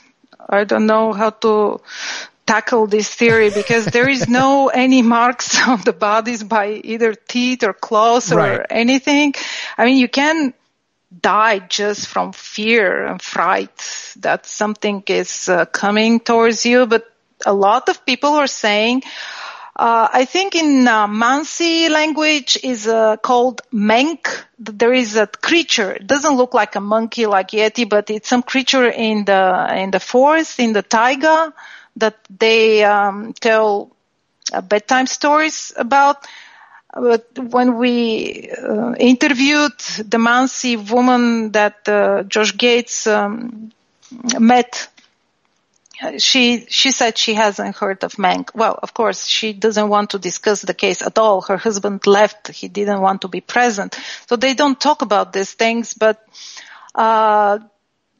every time when there is a case with unexplained facts, there is something extraterrestrial involved to try to explain it. That doesn't leave any tracks. That's the other possibility too, is that, you know, there are a lot of folks that think not only this, but there's been other cases. There was one here in the United States, I believe in California, where that theory has also been floated, that it's basically the American version of the Dyatlov Pass case, and that theory has been floated that it was aliens that came and took those people and somehow, you know, did whatever they did and then killed them and left the bodies there to be found. The bodies were in a very different stages of traumas. That's what bothers me. Even the last four, they were not all squished by this high velocity object. One of them didn't have any injuries on him.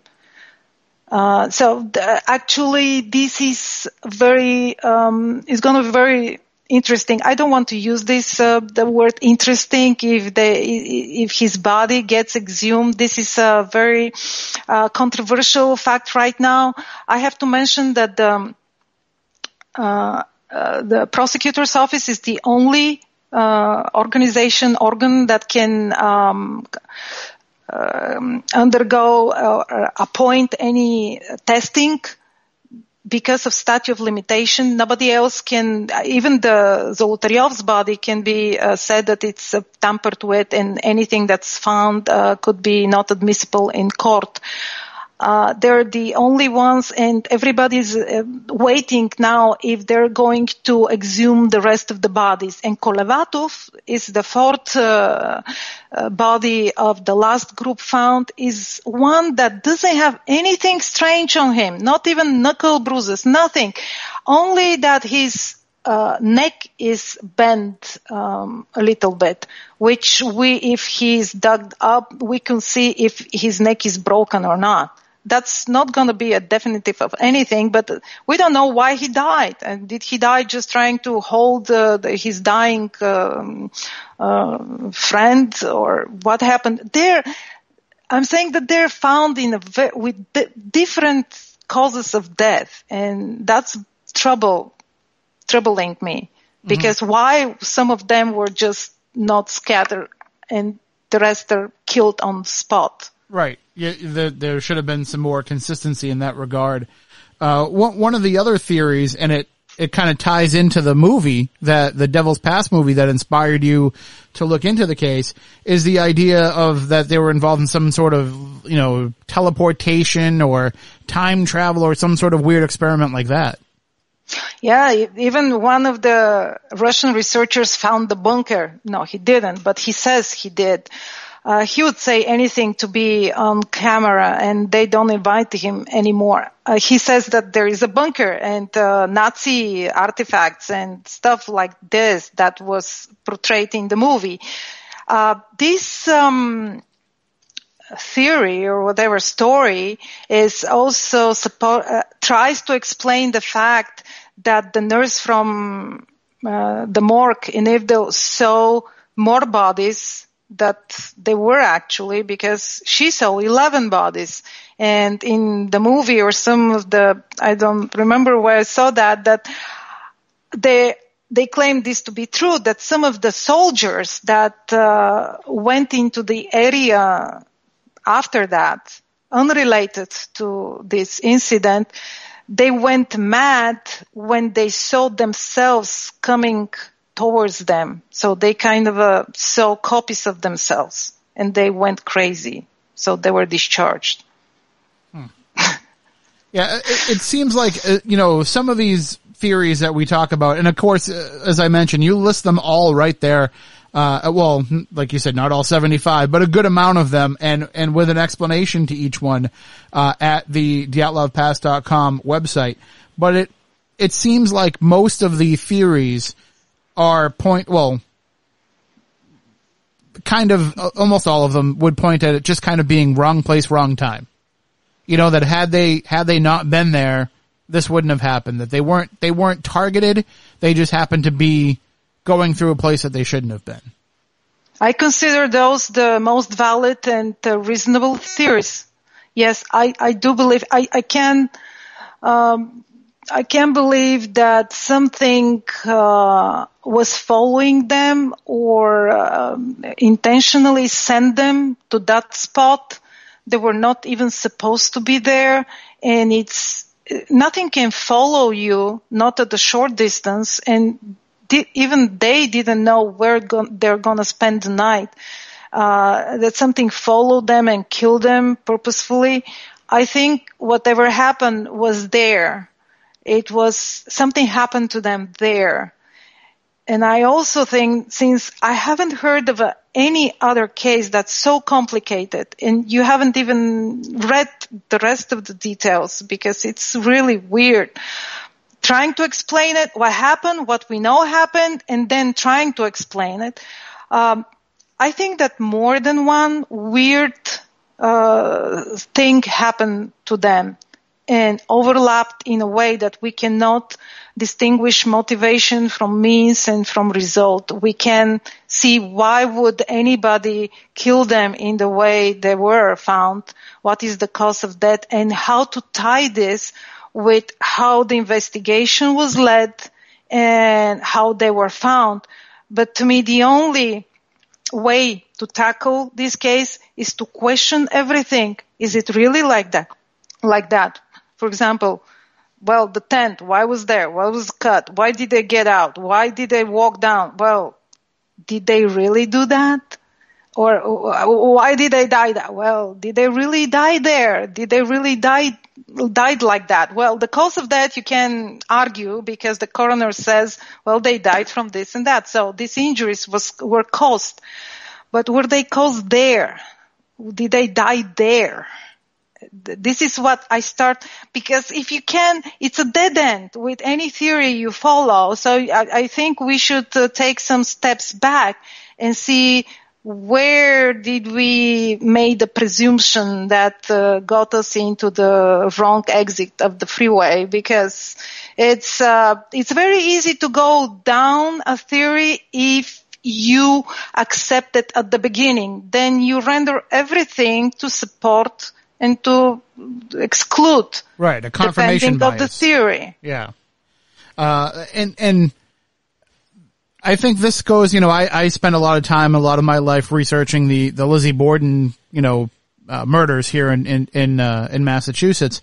And it's one of those things where everybody that gets involved in it thinks that they're going to be the one to solve it, that they're going to find the one piece of whatever that's missing that will find the answers to all this. And I'm sure that that's what a lot of the people that look into this do. I mean, obviously, as you said, that's not your approach with it. You're just trying to present all the information. But most people that are trying to, research something are trying to have that end result of solving the mystery. And if that's the case, it's way too easy to just start pulling on threads that will only unravel it in the way that you want it to be unraveled.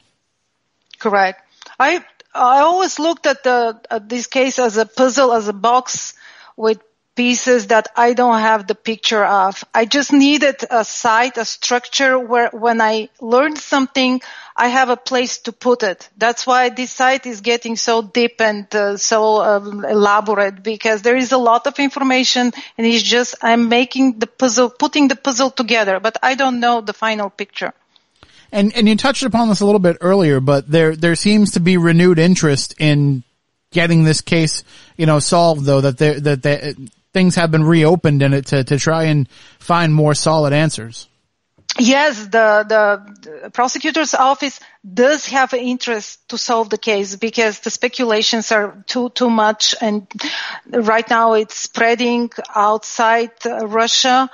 And the third DNA of Zolotaryov's remains is sent to DNA testing to the States. We know that, and we're waiting for the results. So it seems like this is going to cross borders, and it's making headlines. It's already been announced that there is new investigation.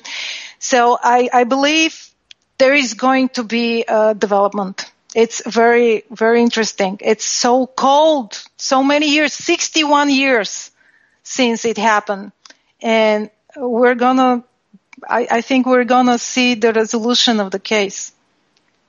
So then if that is the case, what happens then with your research if they solve it and they find the information? Are you going to, take the site down or pull down some of those theories, or do you want to kind of keep them out there as part of the journey of getting to that solution? I will never kill the site. The site is always going to be up. It's like a book. When you close the book, you don't throw it away. This is a story. This is a story told what happened, how we portrayed the case, how many years, what we thought about it, how we investigated. Absolutely not. The site is always be there, and I am looking forward to have something resolution to explain the case, and just leave me time to go back to the mountain, because this case took me out of the mountain. I was full-time traveler. I was spending a lot of time there, and all the time that I put into the site is holding me in the civilization. And after the case is closed, I'm gonna go back to the mountain. Excellent. Now, in the final few moments that we have, let's talk about the forum, because as much as you present all the information on dyatlovpass.com, there's a forum that people can go to where they can actually discuss and go back and forth with other people that are interested about these different theories. This has been the means, the forum that this case is discussed until now, and it will always be a platform where people can publish their opinion and discuss and comment, and it's a completely different form of approaching this case. And there wasn't any place where people could discuss in English. And I have 40 countries, people from 40 countries, wow. Actively discussing the case there. And if you're interested, this is the place. I'm also trying to keep up and monitor, but my area is the site. I'm putting everything I find on the site, and there are moderators and very active members in the forum, very, very smart people and actually experts in various areas like pathologists and doctors of different science, and very useful information there. I wish I had more time to read everything that's in the forum. Thankfully, they send me what they consider more important for the case. Sure. But this is the place to be proactive about the case. Well, I think all of our listeners are going to be heading over there, signing up for the forum, and they're already telling me that they're planning on spending the weekend on your website. So, you're gonna have all kinds of new people joining into the discussion, I think, after this weekend. They're all welcome. Well, thank you so much thank you for joining us tonight and getting up early for us and sharing all this information with us. And, I'm sure we'll have you back again to discuss this even more, perhaps when we finally end up getting a resolution for it all. You're very welcome, Tim, and I will you'll be one of the first people I tell you that I have cracked the case. Well, I appreciate that. Thank you so much.